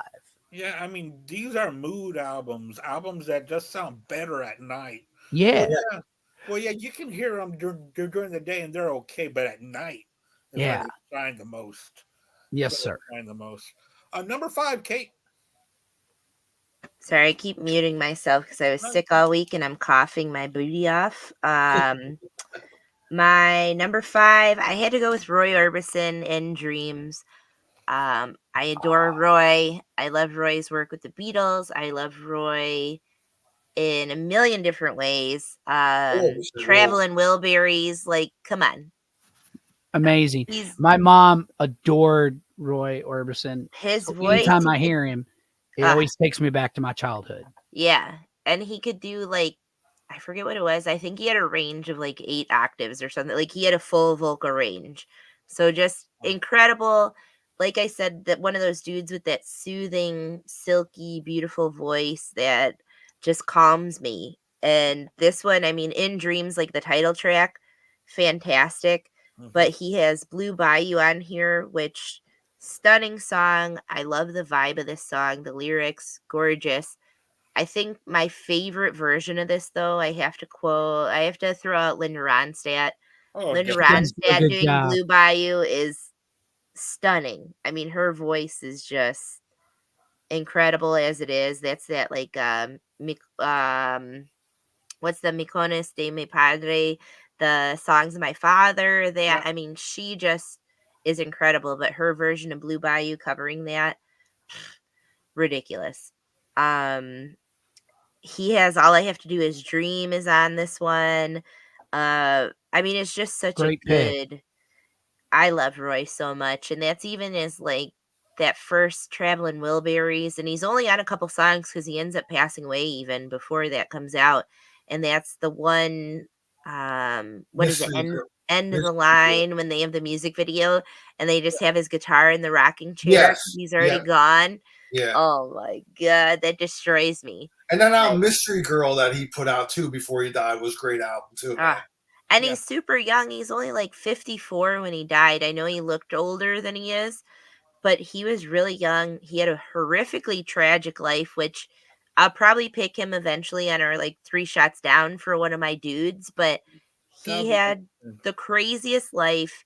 He had a bunch of horrific shit happen to him and his Didn't he family. lose his family in a Yeah, fire or in a something? My fire. mom told Yeah. me. When he was in Europe, he's touring in Europe and his family dies in a Oh house my god. fire. No Yeah, way. horrific. So he'll probably be one of my picks. Like for sure, he's going to be one of my dudes for 3 Yeah. shots down. But stunning voice, and what a spirit to like continue. You know, he kept going even after everything he went through. So I adore Roy, and he was cool with the Beatles. The Beatles loved him. Like that's just somebody who's always been like really Hey, high. Paul McCartney flat out said, "We're not coming to America," because he would see these artists that were getting #1 records. Now Roy had a lot of top 10 hits, but I don't think he ever had a #1. So Paul took umbrage with that. He's like, "How in the hell is he Yeah. not like?" And this guy, and he's like, "You know what? we don't come into America until He's we get kind of number one weird. record. He's kind of And he kooky. did it. He's man. not a cover model dude. He No. had his glasses and like he wasn't blind. He had like super sensitive eyes, is why he always wore the dark glasses.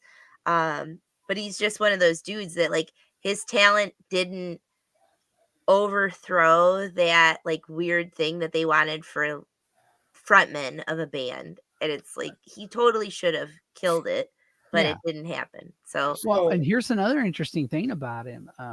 The original artist, the co-creator of Spider-Man, Steve Ditko, he modeled Doc Ock or Dr. Octopus after Roy Orbison. I mean, the dark glasses, the hair. I mean, it looks like Roy Orbison, man. it's so funny. Now that you say it, I see it. Yeah. That's wild. Awesome. Great choice, though, Kay. Yeah. I mean, Thank you. mean, I love Roy. I got to shout him he's out. amazing. He was I have great. some of my dudes that I always talk about like on every podcast, and that's one of my dudes. Yeah. I'm looking. My mom adored him. He's so good. All right, Al, what's your number 5, man? All right, number 5. Well, during our what's spinning, I pulled out Depeche Mode, but it's not. And I could have easily chose Violator because that's a great nighttime album. But ultimately, I went with Ultra, which came out in 1997. I love that album. It's such a moody album. It was around a time when Dave Gahan really was coming out of his like really bad addictions, and very dark album lyrically and just musically. It's like very moody and ambient, and it's when Alan Wilder had left, so they were down to a trio, and it opens up with "Barrel of a Gun," which is a great song. "It's No Good" was the big single from it. I'm a big Depeche Mode fan, so I mean, I played the hell out of this album when it was new. Every once in a while, like on a rainy day or like at night, like really, if I want to like kind of zone out and stuff, I got put that on and really kind of just zone out on it, man. I mean, I love Dave Gahan's voice and the instrumental, like I don't know, man, it just kind of just takes you somewhere, man. Like everybody's, always kind of like, I mean, people don't really know Depeche Mode that well. Kind of maybe might think of the early stuff, the kind of more synth poppy kind of things, but they really became a dark kind of band, man. Like even though it wasn't like the heavy distorted guitars, it was still heavy. To me, like you don't have to be heavy to be heavy. You don't have to have heavy distorted guitars. It's all about a vibe and a mood, and you could be lyrically heavy. You could be, I mean, shit. The way synthesizers or keyboards or even acoustic guitars, you play in minor keys and they can be heavy. You know what I mean? It's just a vibe and it's a mood. So to me, like they were like a synth band, but they were kind of like a just a dark like metal band in a way, kind of in disguise. So I mean, their lyrics are pretty heavy, man, pretty dark. And this album got as dark as it could. Because Dave Gahan was really messed up on like heroin and shit like that. So, that'll do it to you. And but I mean, being that you mentioned that life at one point and stuff and things like that. I'm sorry, man. Go ahead. No, it's cool, man. I thought you were done, so I didn't mean to try to. No, I'm done, man. If you want to. What I was going to say though is, you're talking about atmosphere or lyrically, even. I mean, look at Johnny Cash's Folsom Prison Blues. I shot a man in Reno just to watch him die. Yeah, that's fucking metal, man. I don't care. Like, he's country. He's old school country. He's outlaw country, obviously. But lyrically, man, I'm like, I remember when I heard that as a kid, I was like, holy shit, man. That's that's some dark ass shit right there, And when I grew up, other of his songs were like that. Somebody. Hey Joe. You think of Hendrix, Hey Joe, or something like that? Oh, yeah. Speaking of Cash, when Cash covers 9 Inch Nails Hurt, and it's like, even, what's his name? Reznor. Yeah, Reznor's like, that was his song. Like, Reznor says he channeled the lyrics, but it was Cash's song. That's how I heard that Trent said it's not mine anymore. I don't even consider it an NIN song. And I like the original, but Johnny did an amazing. Man. You talk about a guy who could do great covers. And to me, I'm a big believer that if you do a cover, kind of like a remake of a film, I want you to put your spin on it. When I see Right. a film, I don't want to see the Right. same damn movie, but with different actors. Right. I want to see something, bring something new to the table. And I feel the same way about covers. Make that shit yours, man. Or otherwise, I'll just listen to the original. And Johnny always made his covers his own. Right. And that's somebody his voice from beginning to end. Like I almost think his voice is even better to lend itself to that song when he's old and he's Yes. got that super gravel thing happening. Oh my god. Oh man, that video brought me to tears almost. It was so like, you know, good. again, my mom and dad were huge Johnny fans. My mom adored him. So it was like, yeah, that one, you know, I went to see his museum when I went to my first Rockin' Pod in Nashville. Nice. And Yeah. it was awesome. That'd be so cool. Yeah. Yeah, I just grew up in my teen years thinking he actually did kill a man. I just thought that he did. He sings about it so much. Yeah, I just thought he was in prison for a few years. When you hear when they say the outlaw country Yeah. guys, you're like, oh, they're like real outlaws. So you probably just believe everything that they're singing about. And it's like, nah, they're outlaws because they were like DUIs and stuff. But good pick, Al. Thank you. Yeah, that's a good pick. That's so Yeah.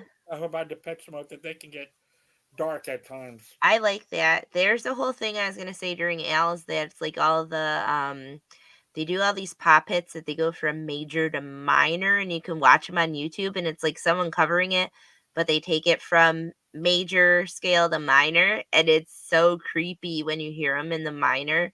So it's a fun thing to listen to. It like messes with your brain where your brain's like, I don't like this. I don't know why it doesn't sound right, but it's the major to minor. Oh, interesting. It's funny. Andy, what's your number 4?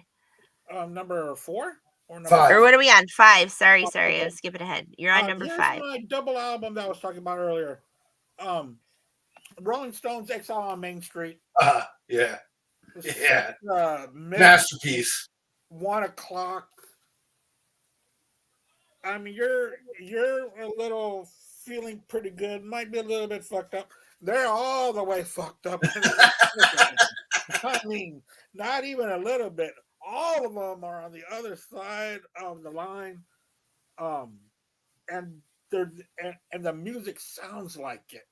It's so authentic and real. And I know that I don't talk about the Stones as much as I should because I'm a Beatle guy. I just think the Beatles are better. But man, these strings are pretty tough to compete with that album, though, man. Yeah. Well, you know, our fellow podcaster, you know, from the Rock and Metal Combat Podcast, Ian Wadley, he always has a statement, and I'm kind of like, yeah, that's how I feel about it. He says the Beatles are the greatest band of all time, but the Rolling Stones are the greatest rock and roll band of all time. And I'm like, you know what? I can see that. I see what he's saying, you know. Yeah. And that's kind of how I feel about it. I mean, I never, it's one thing if you like one over the other, but what I can't stand is when you'll hear people that'll love on one but disparage the other. And I'm like, you're fucking high, man. They're both great. You know, like you're talking about, I mean, one of the things that made the Stones cool is they had their own thing, especially once the Beatles broke up. The Stones, especially when they got Mick. I mean, don't get me wrong, Brian Jones, great guitar player, and I know he was the founder of the band. And you know, Painted Black's probably my all-time favorite Stones album or song. But Mick Taylor era is where it's fucking at. Best era ever is the Mick Taylor Yes, era. but I mean, I don't even think that's not even subjective. It's fucking science. That's really when they came into their own, man. When they and that's what I mean. They became the Stones. Like, don't get me wrong, I love the '60s stuff. Beggars, I mean, I love all that stuff. But man, you know, Sticky Fingers, Exile to Main Street. I mean, they were just on a roll. Yeah. And it was because of Mick Taylor's Let It Bleed. Also, I think, and I also think part of it was because, let's be honest, you know, they were both like checking each other out and seeing what they were doing. I mean, even the Beach Boys, I mean, you had Pet Sounds and Beatles were like, oh, and then they come out with Sgt. Pepper, which totally, you know, blew Brian Wilson's mind. He was like, well, I give up. I can't ever top that. You know, eventually he did release Smile as a solo artist. And I'm not the biggest, it's weird, I'm not the biggest Beach Boys fan, but I do like Pet Sounds, and I liked his solo. I mean, I like some songs, don't get me wrong. I'm not going to shit on them or anything, but I guess part of it with me is check out that documentary on that, man. I lived in the sticks in the Midwest. It was very hard for me to, relate to surfing, you know what I mean? And things like that. So it's like, while I respect them in their place, but it was albums like Pet Sounds where I'm like, okay, now you're talking, you're kind of, I don't know. And it's a shame that in a way, Brian because Smile's a good record. I mean, I'm not saying it's as good as Sgt. Pepper, but to me, just because your competitor knocks one out of the park, that's no reason to quit. And I know Brian had a lot of other issues going on, heavy drug use, and he had some psychological things going on. So I'm not trying to judge him, but I was like, I just wish somebody had been like, bro, no, finish this record. Because Paul McCartney said he was kind of bummed out because he loved Pet Sounds. All the Beatles. He wanted to keep going with them back and forth. Yeah, oh, okay. All right. Well, here, try this one on for size. Yeah. I love that. I think competition brings out the best in everybody. Yeah. And if you see that with the Stones and the Beatles there in the late 60s with Let It Bleed, Let It Be, Abbey Road, and sure. I mean, even her Satanic's Majesty request was kind of like which is probably one of my least favorite Stones albums. Yeah. But they played She's a Rainbow at this show I was at. I love that song, but I'm sorry, as an album, it's kind of like, let's be honest, like, no disrespect, but Ace Frehley's version of 2000 Man blows away the Stones. Sorry, that's just in my opinion. It is. It does. But with that being said, I mean, once the Beatles broke up, it allowed the Stones, and also with the addition of Mick Jones, it just gave the band, who was with, John Mayall's Blues Breakers, it just gave them, that's another legacy artist I saw a couple of years ago. He was awesome. Old guy, still got it, man. But anyway, I mean, to me, it just brought a new dynamic to the Stones. And in my opinion, the Mick Taylor era is where it's at. Again, no offense to Brian Jones, no offense to Ronnie Wood. I love that stuff too, but look at Katie. Mick Taylor was where it was at. Too cute. Mick Taylor was a boss. Real boss. Oh, yeah. All right, man. Let's keep it going. Yeah. Hell yeah. My turn? Number four. Number 4. Pink Floyd The Wall. This is a perfect album, I think, to chill out to and just, because there is heavy parts. I mean, right in the opening song, In the Flesh, which I saw Primus live do that song. Amazing. Yeah. I just absolutely adore this album. It is my favorite Pink Floyd album, period. Don't get me wrong. Love Animals, love Dark Side. I'm a big fan of the of that lineup. I think Dave Gilmour and Roger Waters were just phenomenal together. That whole lineup was amazing. And to me, that was their peak. Now, I do like some of Roger's solo stuff, and I do like some of the post Roger when he left, but it's not the same, man. It's just, neither one were as great on their own as they were together, in my opinion. Yeah. I know there's a lot of hardcore Pink Floyd, so if you want to burn me in effigy and throw stones at me, but sorry, man. That stuff doesn't speak to me like the Roger Waters and the Dave Gilmour stuff. It's amazing. Yeah, because there's always something missing to Roger Waters solo. There's something big time. I mean, there's some stuff where I'm just like, huh? Okay, dude. Being together. That's putting those two together. Well, there's just certain I mean, like, as much as I love Paul's McCartney's post Beatles stuff in Lennon's, it's still not as good as when they were together. I mean, it's great. I love it. I love George Harrison's stuff too, but there was just something magical when they were together. I mean, there's just something that was just, I know some people go, there's no magic. Oh, well, fuck you. Yeah, there is. It's called chemistry, and they had it. Yeah. All right, Kate, what's your number 4?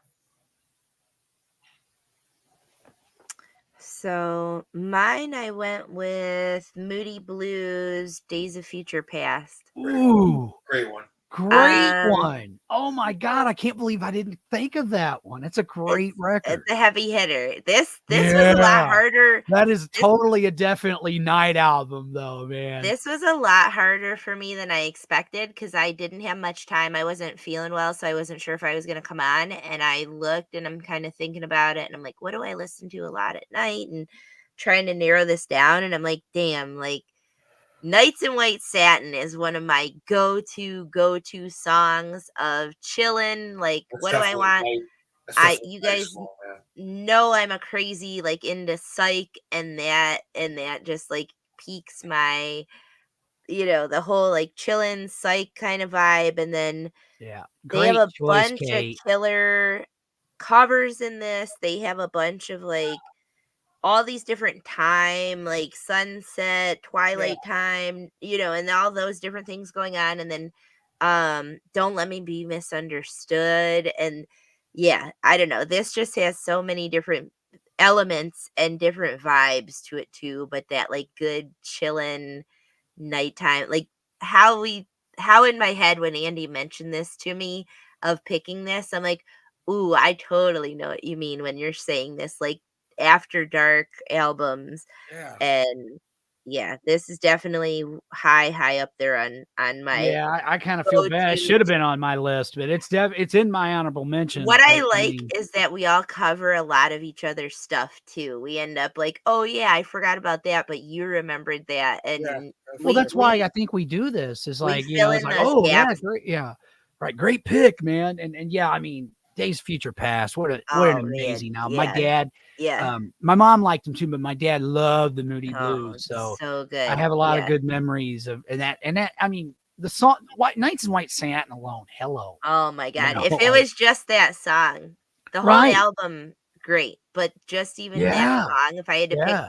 one song off this album, that's probably Great in my band, top. great band. That might be in my like top 10 songs of all time in my head. All just go to songs. Never tire of songs, I should say. But yeah, thank you. That one just hit me and I was like, damn, that's really is a good pick. Yeah. Yeah. Nice one, Kate. Nice one. Thanks. Oh. Al. Samuel Watts, man, in the comments saying that Nights in White Satin is one of his all-time favorite songs. It's So, amazing. It's a masterpiece. Like yeah. that album is a masterpiece, but that song alone is like, Oh yeah, man. great pick, man. Yeah. I almost want to punch myself for not. I'm like, fuck, man. Oh my god, because yeah, No, we fill in each other's gaps. Don't do that to that's yourself. why we do this. We Yeah, That's what we do. fill in each other's gaps because there's a lot of stuff like this. Like I said, was a little bit harder for me than I expected. well, And you I was guys have like, been giving me kudos for a lot of my choices, so we're gonna cover each hey. other's bases pretty well, I think. Like Al's Black Sabbath choice, man. I have a particular That fondness for one's that so album good. Yeah. because Yeah. Master Reality was the first Black Sabbath album I ever Oh, owned. so good. Yeah. That's a So tough call between the first one and that too. So that I Yeah, think I had trouble picking between the two, but ultimately I went with I Master think Reality. So talent wise and how they're getting there, I do think that musically is the better album for sure. But yeah, that's a tough pick. Yeah, I agree. Yeah. yeah. So my number 4, man. Are you done, Kate? Okay. So my number 4, I'm gonna get romantic on your asses now. One of my all-time favorite singers is Sade, and oh, okay, yeah. I'm going with her. I'm going with Beautiful her debut album. voice. What a voice on her. And Diamond Life, her debut album, man. I got to go with that. Released in 1984. I mean, it opens up a Smooth Operator. I mean, I remember when I first heard that song, I'm like, who is this woman? Who is this woman? And her voice just so, it's just kind of like, wow, dude, like, and God, it's combined with that whole kind of jazzy pop kind of, instrumentation. And it was just so, to me, it's like put this on with a nice candlelight, a nice glass of wine with your significant other or whatever, and things will happen. Listen to a Sade album, things One will thing happen. leads to another. Yeah, so I mean, I got to go with her, man. It sounds amazing. Diamond Life, her debut, and she's She's a bucket list of mine. I've always wanted to see her live, and she just hardly ever tours, man. You know, but she would be incredible, I'm sure. And then I think she still looks the same too, but she doesn't age. So she has not. And is that the album that's got her other big hit, "Sweetest Taboo"? Is that? No, that's I think Love. I think that might have been her second album. Okay. Yeah, that's a great song too. Yeah, it is. I remember for the longest time I had her greatest hits, and I was like, I spun that so much. But as an album, though, this first album, I'll just you could pick. I could have really picked any of her albums really for nighttime. She's definitely a nighttime listening artist. So So yeah. So Diamond Life, Sade, number 4. So good. That's a good one. Good choice, bro. Yeah, Thank you aren't lying though. Very eclectic, but I like it. That was nice. From Black Sabbath to black metal to Gurren Bunche to Sade. I mean, it's crazy, man. But they're nighttime albums to me, man. Yeah, they are. My nighttime album, and the only time I really hear this album really is at night. And this album is the one that gave me this idea for this. But my nighttime album, number 4, you would think it'd be number 1, but it's not. Number 4 is going to be Neil Young's "Tonight's the Night." Yeah, great pick, man. Yeah, this is such a harrowing, scary album. The lyrics are so troublesome and so depressing and so. Ugh. And again, going back to my argument that you don't have to have heavy guitars to be heavy. I mean, Neil Young, man, you can. Sometimes you don't get any heavier than him, man. It's. Well, hey, Al, all the metal heads and even metal, hard rock, grunge guys, they all love Neil Young and respect him, except for my stupid co-host of the Metal Mike show, but that's another story. Just like, dude. But this says "Tonight's the Night." It bookends the album. Tonight's the Night bookends it, and it goes on to "Borrowed Tune," which is a great song. I'm borrowing a song for the Rolling Stones because I'm too wasted to write my own. "Mellow My Mind."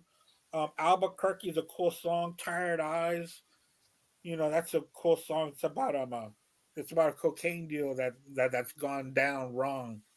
Open up. I mean, just his voice is just so weary. And also it harks back to this album was also dedicated to Danny Whitten, who died a little bit before that. And also to one of their roadies called Bruce Berry, also died the same way. And this is how this album starts off with Bruce Berry's name. Bruce Berry was a working man. He used to drive that Econoline van. So, "Tonight's the Night" by Neil Young. Nice, man. All right, number 3. Before I get into that, Bill, I love you. You're like a brother, man. My co-host, but you're wrong. Neil Young rules. All right, moving on. Number 3. Now this album was an album that very important record to me. Without this album, who knows? I may never become DJ Metal Mike, if you know what I mean. I might not become the metalhead that I became.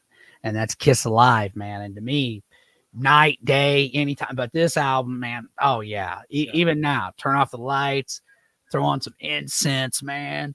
It's just a great album. And to me, it all crescends into Black Diamond.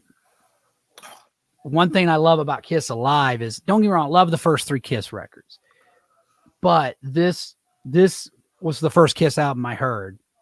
And I do remember my next door neighbor, he had the first 3 albums, but he had it when it was packaged as the originals, And I liked them, but I was like, whoa, this sounds different than it was like Eddie Kramer. I don't care what anybody says. Look, Bob Ezrin's a great producer, legendary producer, and I love Destroyer. Eddie Kramer was the best. Eddie Kramer was the best Kiss producer. He was able to capture their sound, and all the Alive versions of these songs kick the ass of the studio versions. That's number 1. And Black Diamond, to me, the reason why I love it so much is to me, that song, man, and that version, anybody who don't know Kiss, and you would want here, listen to this. It just encapsulates everything that's great about the band. Everybody, this was when they were hungry at the top of their game. They're all firing on cylinders, man. It's just, yeah, it's amazing. The whole album is. Black Diamond is. I made a list of my top Kiss songs, and Black Diamond is my favorite Kiss song of all time. Mine too, dude. Number one. It just, it has everything. It has everything. Yeah, if I had one song I was gonna show somebody that didn't know anything about Kiss, it's epic. It's just so epic, man. And even lyrically, although I do love, and people like disagree with me on that, and I get it, man, but I do love the studio version. I love the way the ending. Oh, I do too. Don't get me wrong. I'm not disparaging the first three records. I love them albums, man. But man, the Alive version is just the way they make the tape slow down on that debut. Oh yeah, it's cool. It's cool, so ominous and like evil sounding. Oh yeah, awesome. Yeah. It was cool. Yeah. I do think though that the first album would have been a lot better if Eddie Kramer had produced. And he produced it. You listen to those demos, man, and it's just like, you know. Again, no offense to the guy. It wasn't a shitty production. It wasn't, like when I hear Kenny Kerner and Richie Wise. Yeah, and they did Hotter Than Hell, and I love that record. I mean, Strange Ways, are you fucking kidding me? What a great song. And in my opinion, one of Ace's greatest guitar solos. He just let it rip on that one. Yeah. But yeah, Kiss Alive, it just, this album changed my life. I mean, before this, I listened to music, but it was music my parents played. I was listening to like a lot of literally audio dramas, kind of like the old radio shows, Spider-Man versus the Dragon Men, Spider-Man and the Mark of the Lamb, Power Records presents Batman, Robin meets Man-Bat, and Superman. And I love that stuff, because I loved, even then in an early age, I loved comic books, but I mean, Alive, that was the beginning. And without that and us driving my cousin Mitchell and Kevin crazy, I wouldn't have gotten introduced to Zeppelin and Sabbath and Ted Nugent and Aerosmith and Rush and AC/DC and all these, and Judas Priest and Alice Cooper and all these amazing artists and bands, as I've gotten older, I learned to appreciate other forms of music. And I have to credit that with my music appreciation class in middle school or junior high. Miss Miller, man, she went from the very beginning of recording history to what was contemporary, which was like 84, 85. So I'm like, that's when I realized, oh, Elvis Presley's fucking awesome. Before that, I used to say stupid shit to my dad, like Elvis is a fucking, he's a dude, he's dork, dad. My dad just looked at me and go, boy, you have no idea what the hell you're talking about. Yeah. But you got to remember, the Elvis I knew was the fat guy that did karate on stage. And I'm like, this guy's the king of rock and roll. I didn't realize, I didn't know. But when Miss Miller showed me all the old film footage of 55 Elvis and he's kicking ass, and then you got the 68 comeback special. Are you fucking kidding me? That's when I was like, Elvis rules and Chuck Berry rules, and I fell in love with all. She's the reason I got into classical music, man. Yeah. That class was awesome, and that's when I just realized excellent musician. It doesn't matter what genre it is. A great song is a great song. It doesn't matter, and it really opened up my eyes to where I'm like, wow, where I'm like, fuck you. I can like ABBA and like Slayer, bitches. I'm giving a crap, great music's great music. So anyway, I'm done with my tangent, but Kiss Alive is my number 3. All right, Kate, let's go. All right. I'm going to follow that. But I do think a great musician can transcend different genres. You can appreciate someone. And then my favorite Elvis song, honestly, is Fat Elvis doing Never Been to Spain, which is a Three Dog Night cover, but he absolutely kills it. Just bringing up Elvis, but whatever. Hey, you know what? As I've gotten older, I appreciate Fat Elvis a lot. Well, I was a dumbass kid, You're getting there. My old man was just like, "Boy, you have no idea what the fuck you're talking about." Yeah. If you guys don't know it, check out Never Been to Spain, Elvis, Three Dog Night cover. But my number 3 I had to go with some old standard stuff. So I wanted to kill two birds with one stone and do Ella Fitzgerald and Louis Armstrong and Oh, their nice. album Ella and Louis that dropped in 1956, I want to say. Um, this is such a sweet, adorable. Their friendship was the cutest thing ever. It was one of the best musician friendships on the planet, and their voices lend each other, just belong together. They fit so well when they're doing things together. They both have a similar vibe and just being fun and happy, but these romantic songs are stunning. They do a bunch of like Gershwin, Irving Berlin, all these different things in this album, and it's just so wholesome. Like, I don't know how else to describe it. It's wholesome. That's the best word I can think of in my lexicon to describe this. Great pick. Great pick, man. They're so good. Both of them are such powerhouses. Oh yeah, and Louis Individually. Armstrong. I'm glad you mentioned him because one of the things that couple of years ago we went on a epic vacation, which was a big deal to me because being the music lover I am, we went to New Orleans for a week. We flew out there and we actually went to a bar a club that Louis used to perform in, and they were doing all his songs. Oh It was my so God. cool. Yeah. So it's like, okay, I get to see the birthplace of jazz. And then we drove to Memphis and I got to see the birthplace of blues and rock and roll and check out Sun Records and the Rock and Soul Museum. Oh, it was amazing, man. Louis' Stax story Records. is incredible. He's just a little orphan adopted by a Jewish family, and Ella's story is incredible. Like, think of like in the clubs back in the day when they wouldn't let black people in to perform, or it was all segregated audiences. Like, my brain isn't working great today. I apologize. I'm sick, but Marilyn Monroe was the one who put her foot down and was like, Ella's going to perform at this club, or I'm not going to perform at this club. So thank Marilyn Monroe for Ella Fitzgerald being as famous as she is. And there's just so many incredible stories from them. And New Orleans is definitely one of my favorite cities on the it was planet. amazing. I had so much fun, and That's on my me bucket being list that I love as well. history and Oh my God, Al, you gotta check it out, dude. The food alone is worth the trip. Yes. But there's Oh my literally God. live music everywhere, every Yes. night, every bar on Bourbon. My favorite jazz club on the entire planet is in New Orleans, Frenchman Street. I could go on for 2 days about New Orleans, but it's and I mean, one of the things I loved about it too is we went on a cemetery tour and we went on a historical tour and just the stories and the history and cool. And the architecture. It's really cool, man. It's stunning. Got a great vibe, I love spooky shit. Like I said, I love all the spooky voodoo weird vibe that's going on. And Pepper Keenan from Corrosion to Conformity and Down owns a bar there. Oh, no way. They play all kinds of I music. didn't know that. Stuff. That's cool. Yeah. Yeah. I just saw them. They were with Melvins and Ministry. Nice. What a wild show. Yeah. They opened opened COC? and then Melvins and then Ministry. Melvins? Yeah. Wow. Ministry is probably. That's what that same tour. It was Corrosion, Conformity. Yeah. That's what I mean.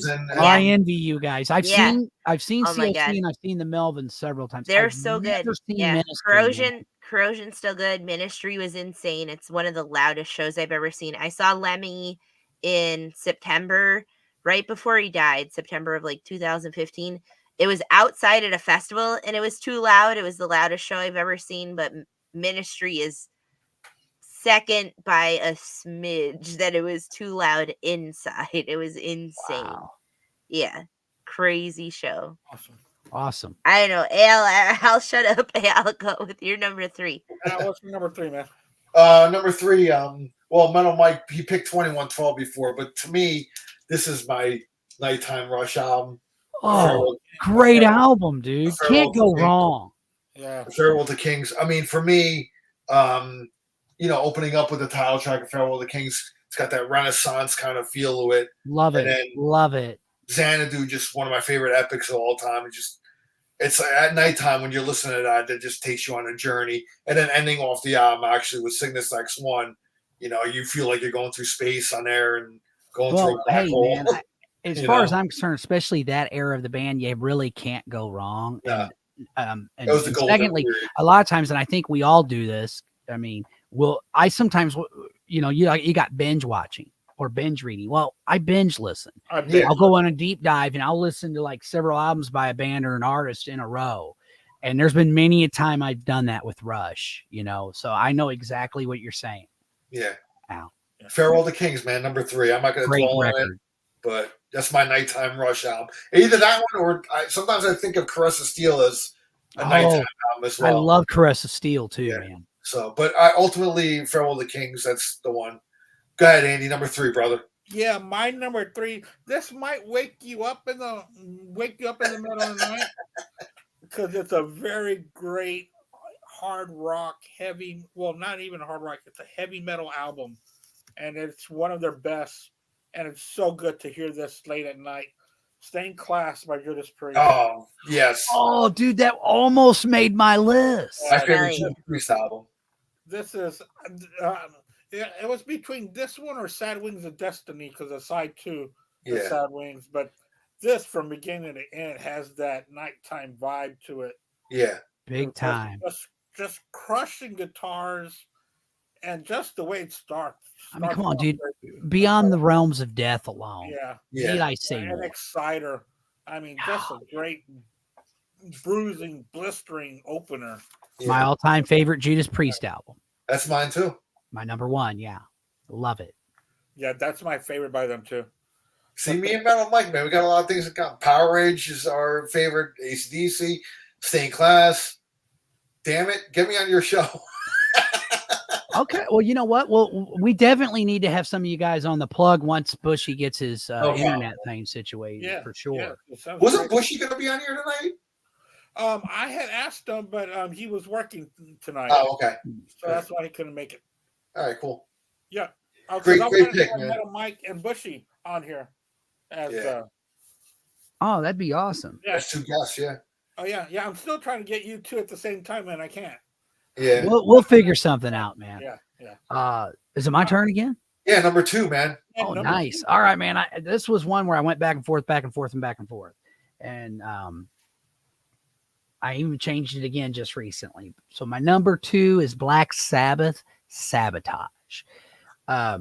Master Reality is my all-time favorite Sabbath album. And yeah, it's a great nighttime album. But over the years, this is almost right there with it. And part of it's because, I mean, it's very much, this was when Sabbath was, obviously, I feel with Sabbath, like I do a lot of bands, that you have what you call sister albums. Like, to me, Black Sabbath 1 and Paranoid are very much sister albums. Master Reality, Volume 4, sister albums. And I think Sabbath and Sabotage are very much sister albums. And I mean, just the diversity in this album, and it's just so heavy, and I think Ozzy's vocals are just on another level with this record. I think he's at his peak on this album, man. Yes.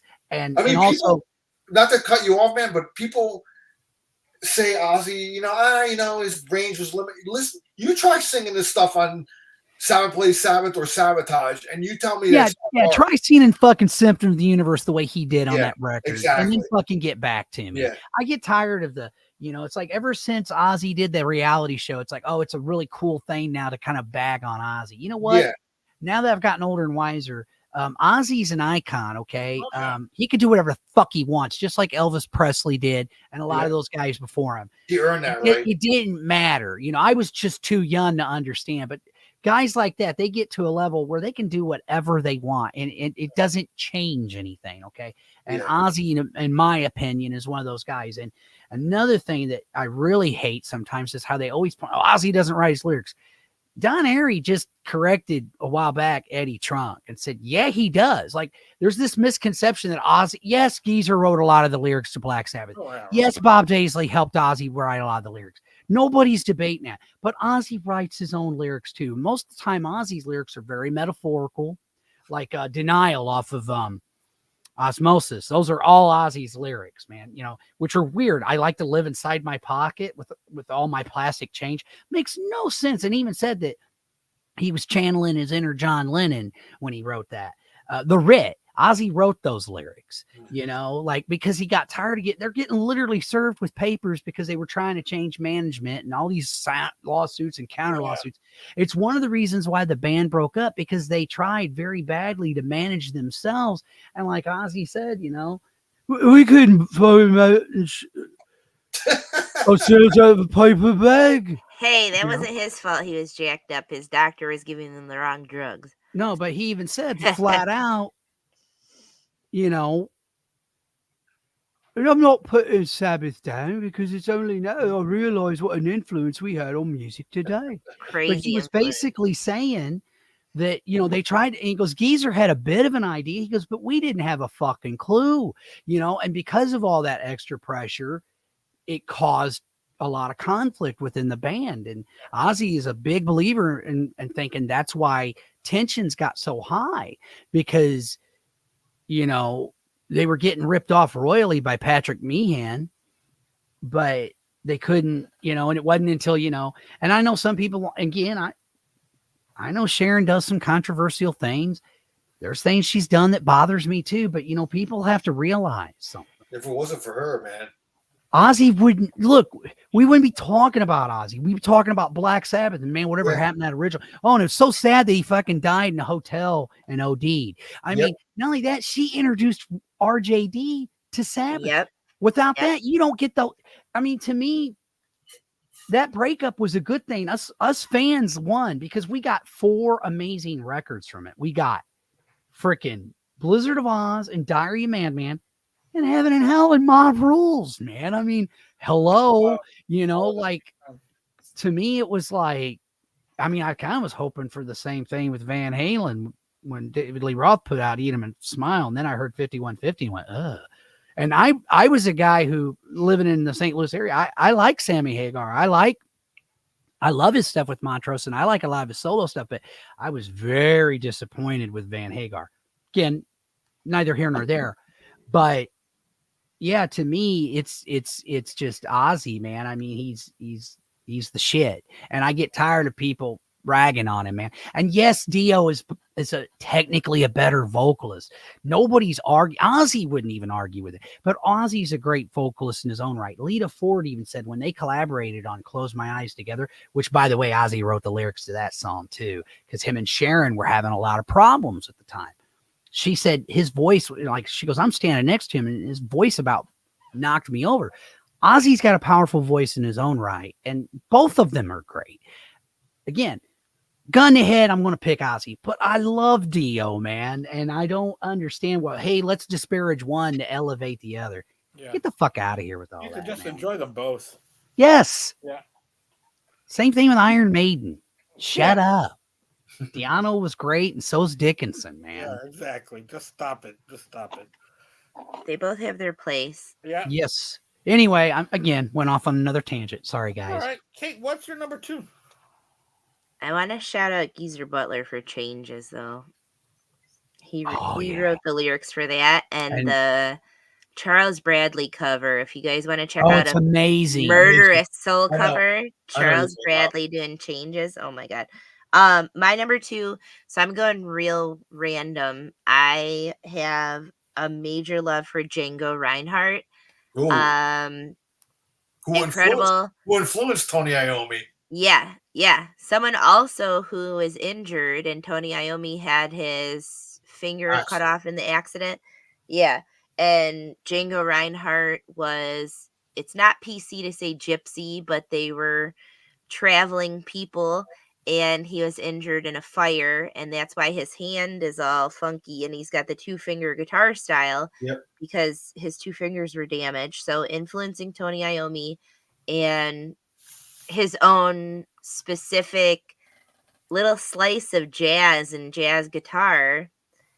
Incredible guitar player. Stefan Grappelli, another French dude that played violin and that for him. I mean, they're just incredible together. But Django Reinhardt, if I had to pick an album, I'm going with Nuage, and that means clouds.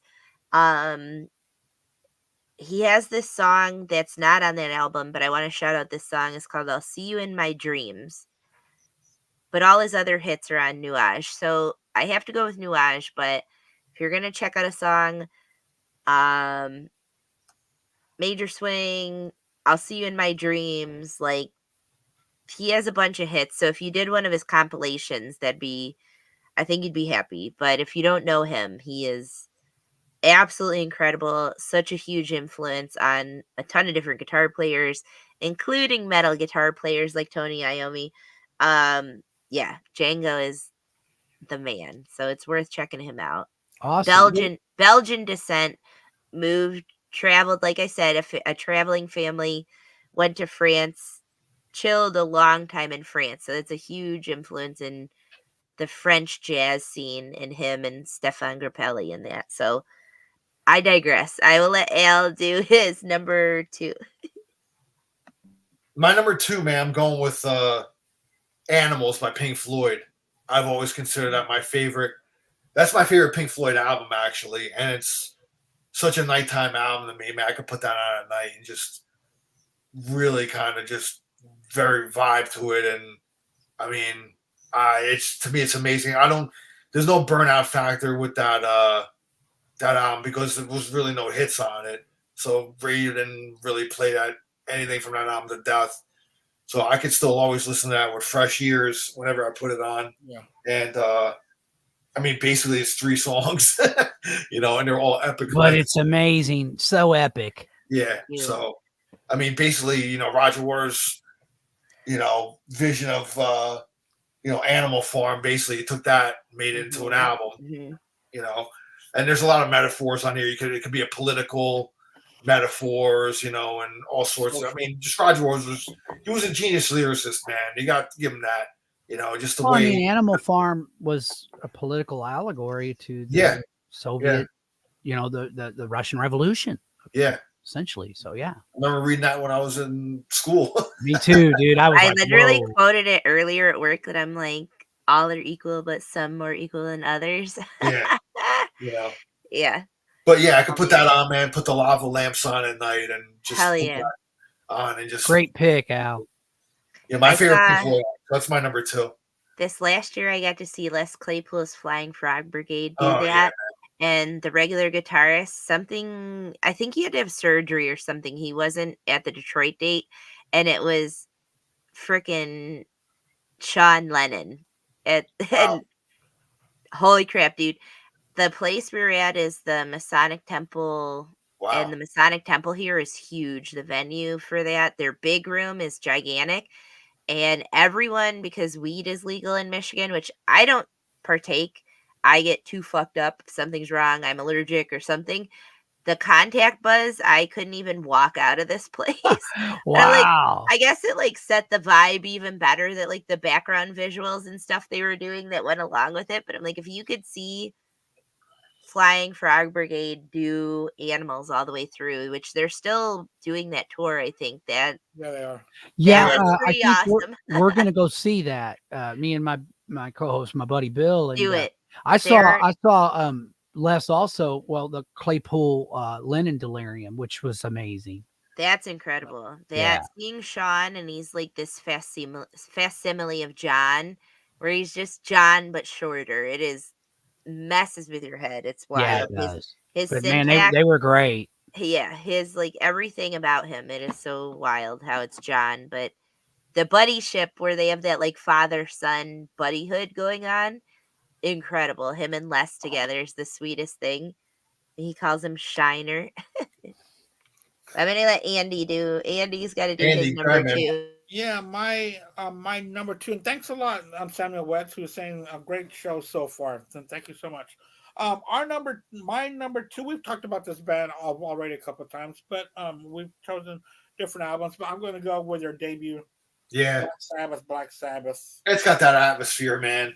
It really does have that spooky atmosphere to it. You play it, you gotta dark inside with a little lamp or just something on, and it's just a really good album to listen to. Again, side 2 has that vibe of just zoning out, and it's got that feel. All right, guys, here we are. Number 1 album, number 1 nighttime album.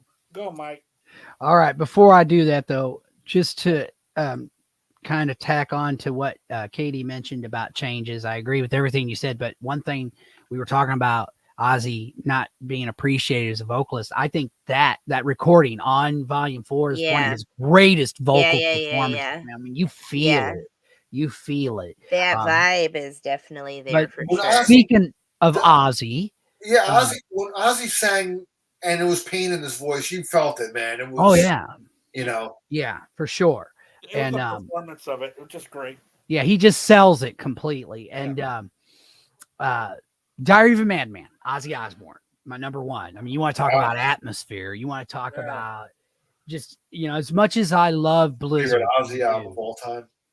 I mean, that's Ozzy's masterpiece, in my opinion. This right here. Blizzard by a pubic hair. Take off No Bone Movies and put Better by You. Better, yeah. What is that? What's that song? Me looking at you, looking at you, looking at me. And I think Blizzard is it's almost a perfect album. I don't hate No Bone Movies, but it's just No Bone Movies is horrible. It's not that great a song. It's the guitar solo is pretty sweet, but it's like, but they recover with Revelation Mother Earth. Oh yeah, they sure do. Man, that's a great album too. I'm not disparaging Blizzard at all, but for me, for my money, Diary, man, especially the title track. Are you kidding me? It has everything. I mean, you got Ozzy, you got Randy, you got Lee and Bob. I mean, just a great lineup, amazing band. Just a phenomenal album. It is a masterpiece. And I don't think Ozzy's ever topped it. Oh, yeah. In my opinion. So, just phenomenal album. I agree 100%. I mean, and not only maybe my top 10 number one. This might be one of my desert island albums. I mean, I just don't even know if I could live without this record. That's how much I couldn't. So, there you go. Kate? Numero uno. This was a real tough call, but I was trying to think when I put these all in order out of my 10 that what album have I listened to the most and what album would I go to, If it was a go-to album, I went with Hozier, the self-titled, which unfortunately this album gets dismissed as chick music a lot because his hit off of this was Take Me to Church, which I feel like is probably not it's a bad song. I think it's a great song. Great song. But comparing it to the rest of the stuff on this is definitely low on the list on my picking the order of how the songs are. Oh, wow. So I've seen this dude a couple times. He's a little baby. I think the first time I saw him, he was like 24. I saw him at Austin City Limits like a decade ago. Incredible. He knows blues music. He just can rip out a couple different Skip James songs. Like, great talent, stunning vocals. His voice is like one of those silky, beautiful voices that he just has that natural, I don't know how I want to phrase it, but just an incredible voice. And it gets dismissed as chick music because that song, which I like that song, but there's so many other songs on this album that are incredible. And he has this one that's a duet. It's called In a Week. And it's him and this broad, Karen Cowley, which he's Irish. She's Irish. That song is, I can't articulate how I feel about that song because it's about a couple like dying in a field together, which is actually based off a true story because there was some random field in Ireland that this couple, like a set of skeletons, is found holding hands in this field. And so not only is it based off a true story, but you guys would have to listen to it. And maybe I've listened to it a couple times on some altering substances and it hits at a different level. And he has this other one that's like, It Will Come Back.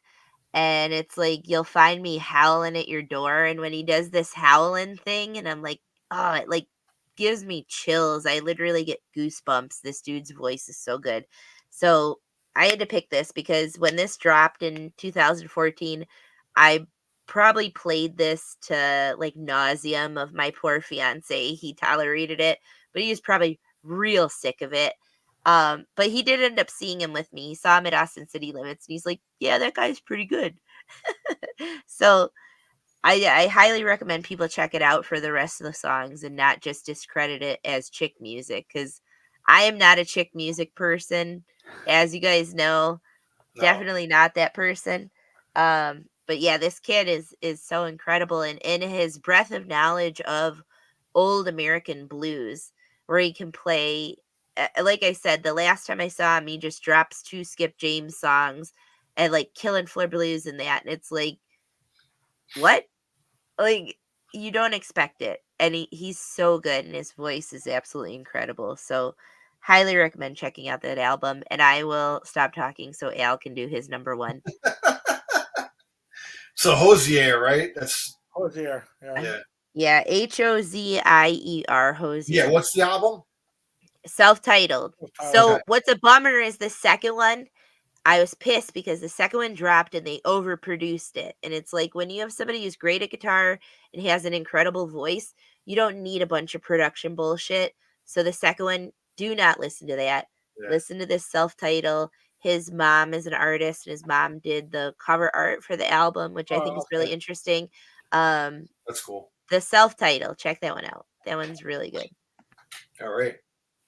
Well, my number 1, and I've covered a lot of different spectrums of music and stuff, but there's just one style of music that just lends itself to evening and nighttime. And my brother brought me up on hard rock and rock and roll, and even some heavy metal when I was younger. And then he got married, moved out and stuff, and eventually I got a job working with him. So when I went to the job and we were in the office, I noticed that he played a lot of jazz. He became really a big jazz head, and he introduced me to a lot of like different stuff. And I got to tell you, man, when he introduced me to this album and I listened to it, I just completely like changed my outlook on jazz. Because when you're a kid, it's like you don't want to listen to jazz, man. It's kind of like you're a metalhead, you're this and that.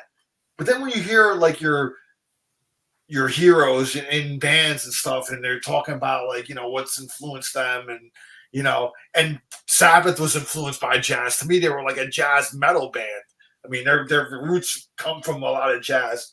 But my number 1 nighttime album, when you throw this on at night, Miles Davis, Kind of Blue, it's just completely takes you somewhere else. And it's Miles Davis. You got John Coltrane on here. You got Bill Evans on here. I mean, you have like the heavyweights of jazz music, and Miles Murderers Davis. Row, really. Yeah. Miles Davis was the king. He was the top dog.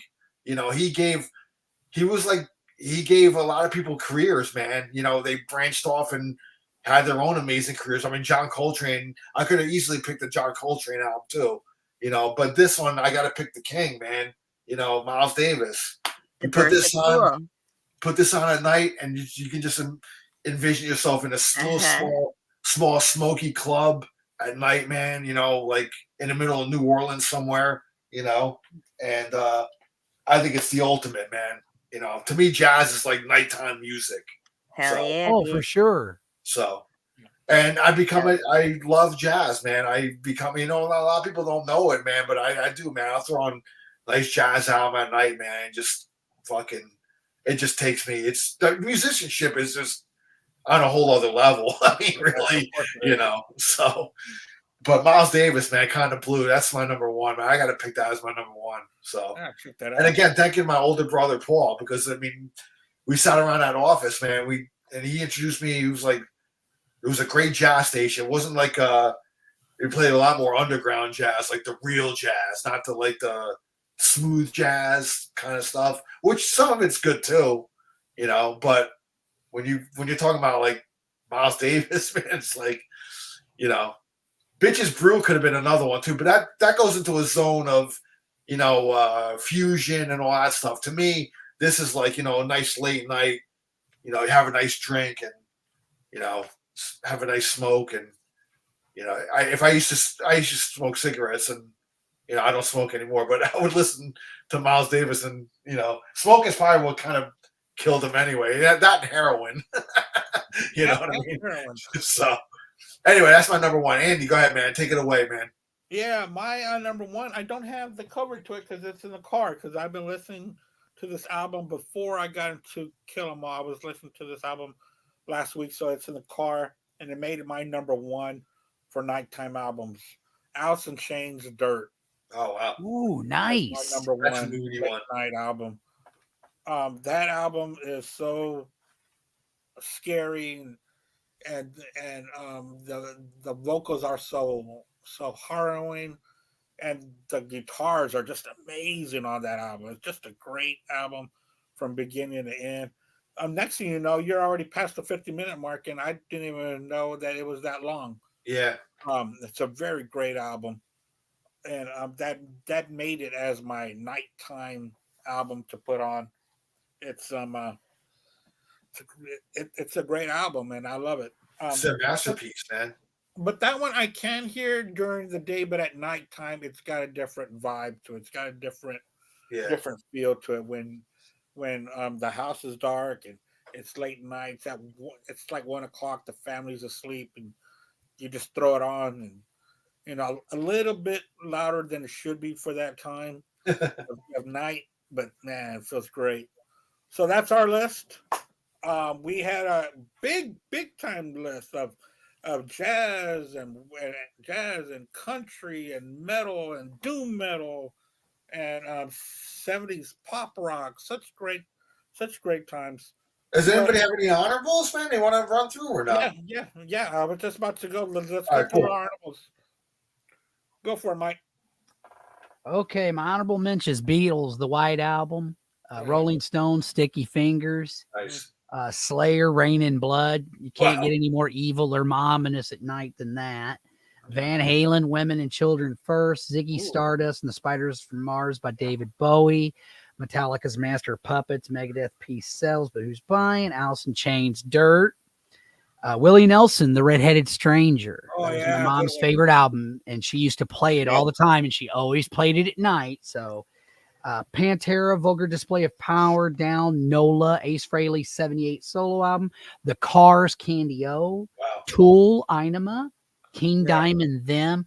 I mean, you want to talk about it? That could have easily made my list. That man, such a creepy, evil, atmospheric album. Judas Priest, Stained Class, and Merciful Fate, Don't Break the Oath. Nice, great list.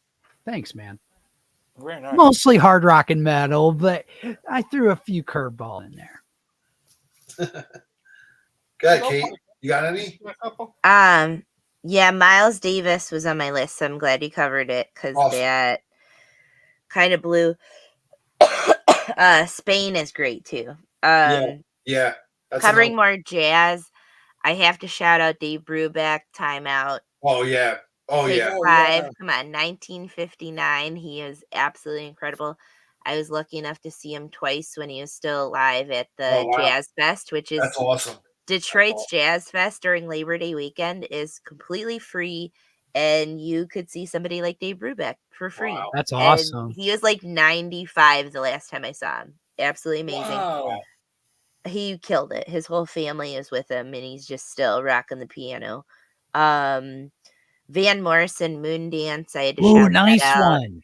Good one. Good that one, out. Katie. That was hard to bump off my top 10, but that I had to shout out. I need to smack myself. That should have at least been in my honorable mentions. There's a few songs that are a little more hype than my chill nighttime vibe, but Moondance, I love it's Moondance. great. His voice too. I mean, I love him. He's a real piece of work from everyone I've ever talked to that's in the industry, but phenomenal. Jeff Buckley, Grace. I had to call this one out. Just If Not Alone, doing Hallelujah, and sad somebody was gone too soon too, but his 1994 album Grace. Really his only album, basically. Sorry guys. I had that live from Senny, that like big box set. Oh my god, that is stunning. Speaking of Hallelujah though, I gotta shout out Leonard Cohen. Songs of Love and Hate, Songs of Leonard Cohen, Suzanne, and Famous Blue Raincoat are two of my favorite songs of his of all time. His Hallelujah is like one of the most covered songs of all time. So thinking of that picking the Jeff Buckley one and then leading back to Leonard Cohen, where I'm like, Leonard Cohen is the perfect smoky at night, you're having cigs, drinking in the dark kind of voice. So I have to shout him out. I want to shout out Tom Waits, Nighthawks of the Diner or Rain Dogs. I couldn't decide, so I'm just shouting out Tom Waits. I had to pick a spooky one. I had to go Danzig. I was trying to decide Misfits, Danzig. I got to go Danzig, 1988 Danzig Oh, the self-titled. debut. The debut, yeah. Yep. That's a great pick. That's mine. I think I'm done. I'm just rambling. What are yours, Al? I have just a few. Steely Dan's Asia. Great album. I always consider that a nighttime album. The Police, Ghost in the Machine. That's my favorite Police album. And I always consider that kind of like, I would listen to that at night. It's kind of like pretty dark and deep themes on that, man. So I think that's the Police at their darkest, to be honest with you. Vangelis, the Blade Runner soundtrack.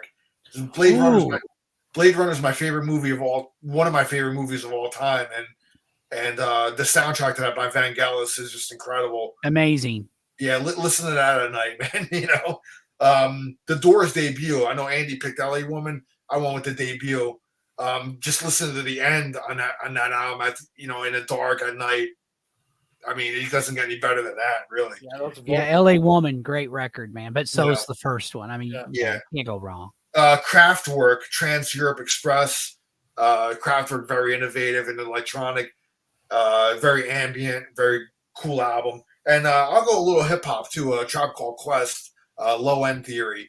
I think that's a great album, and that's a hip hop band that combined jazz with hip hop. They were very jazzy, so to me that lends itself well at nighttime. So those are just a couple of honorables that I got. So Andy, if you want to throw some out.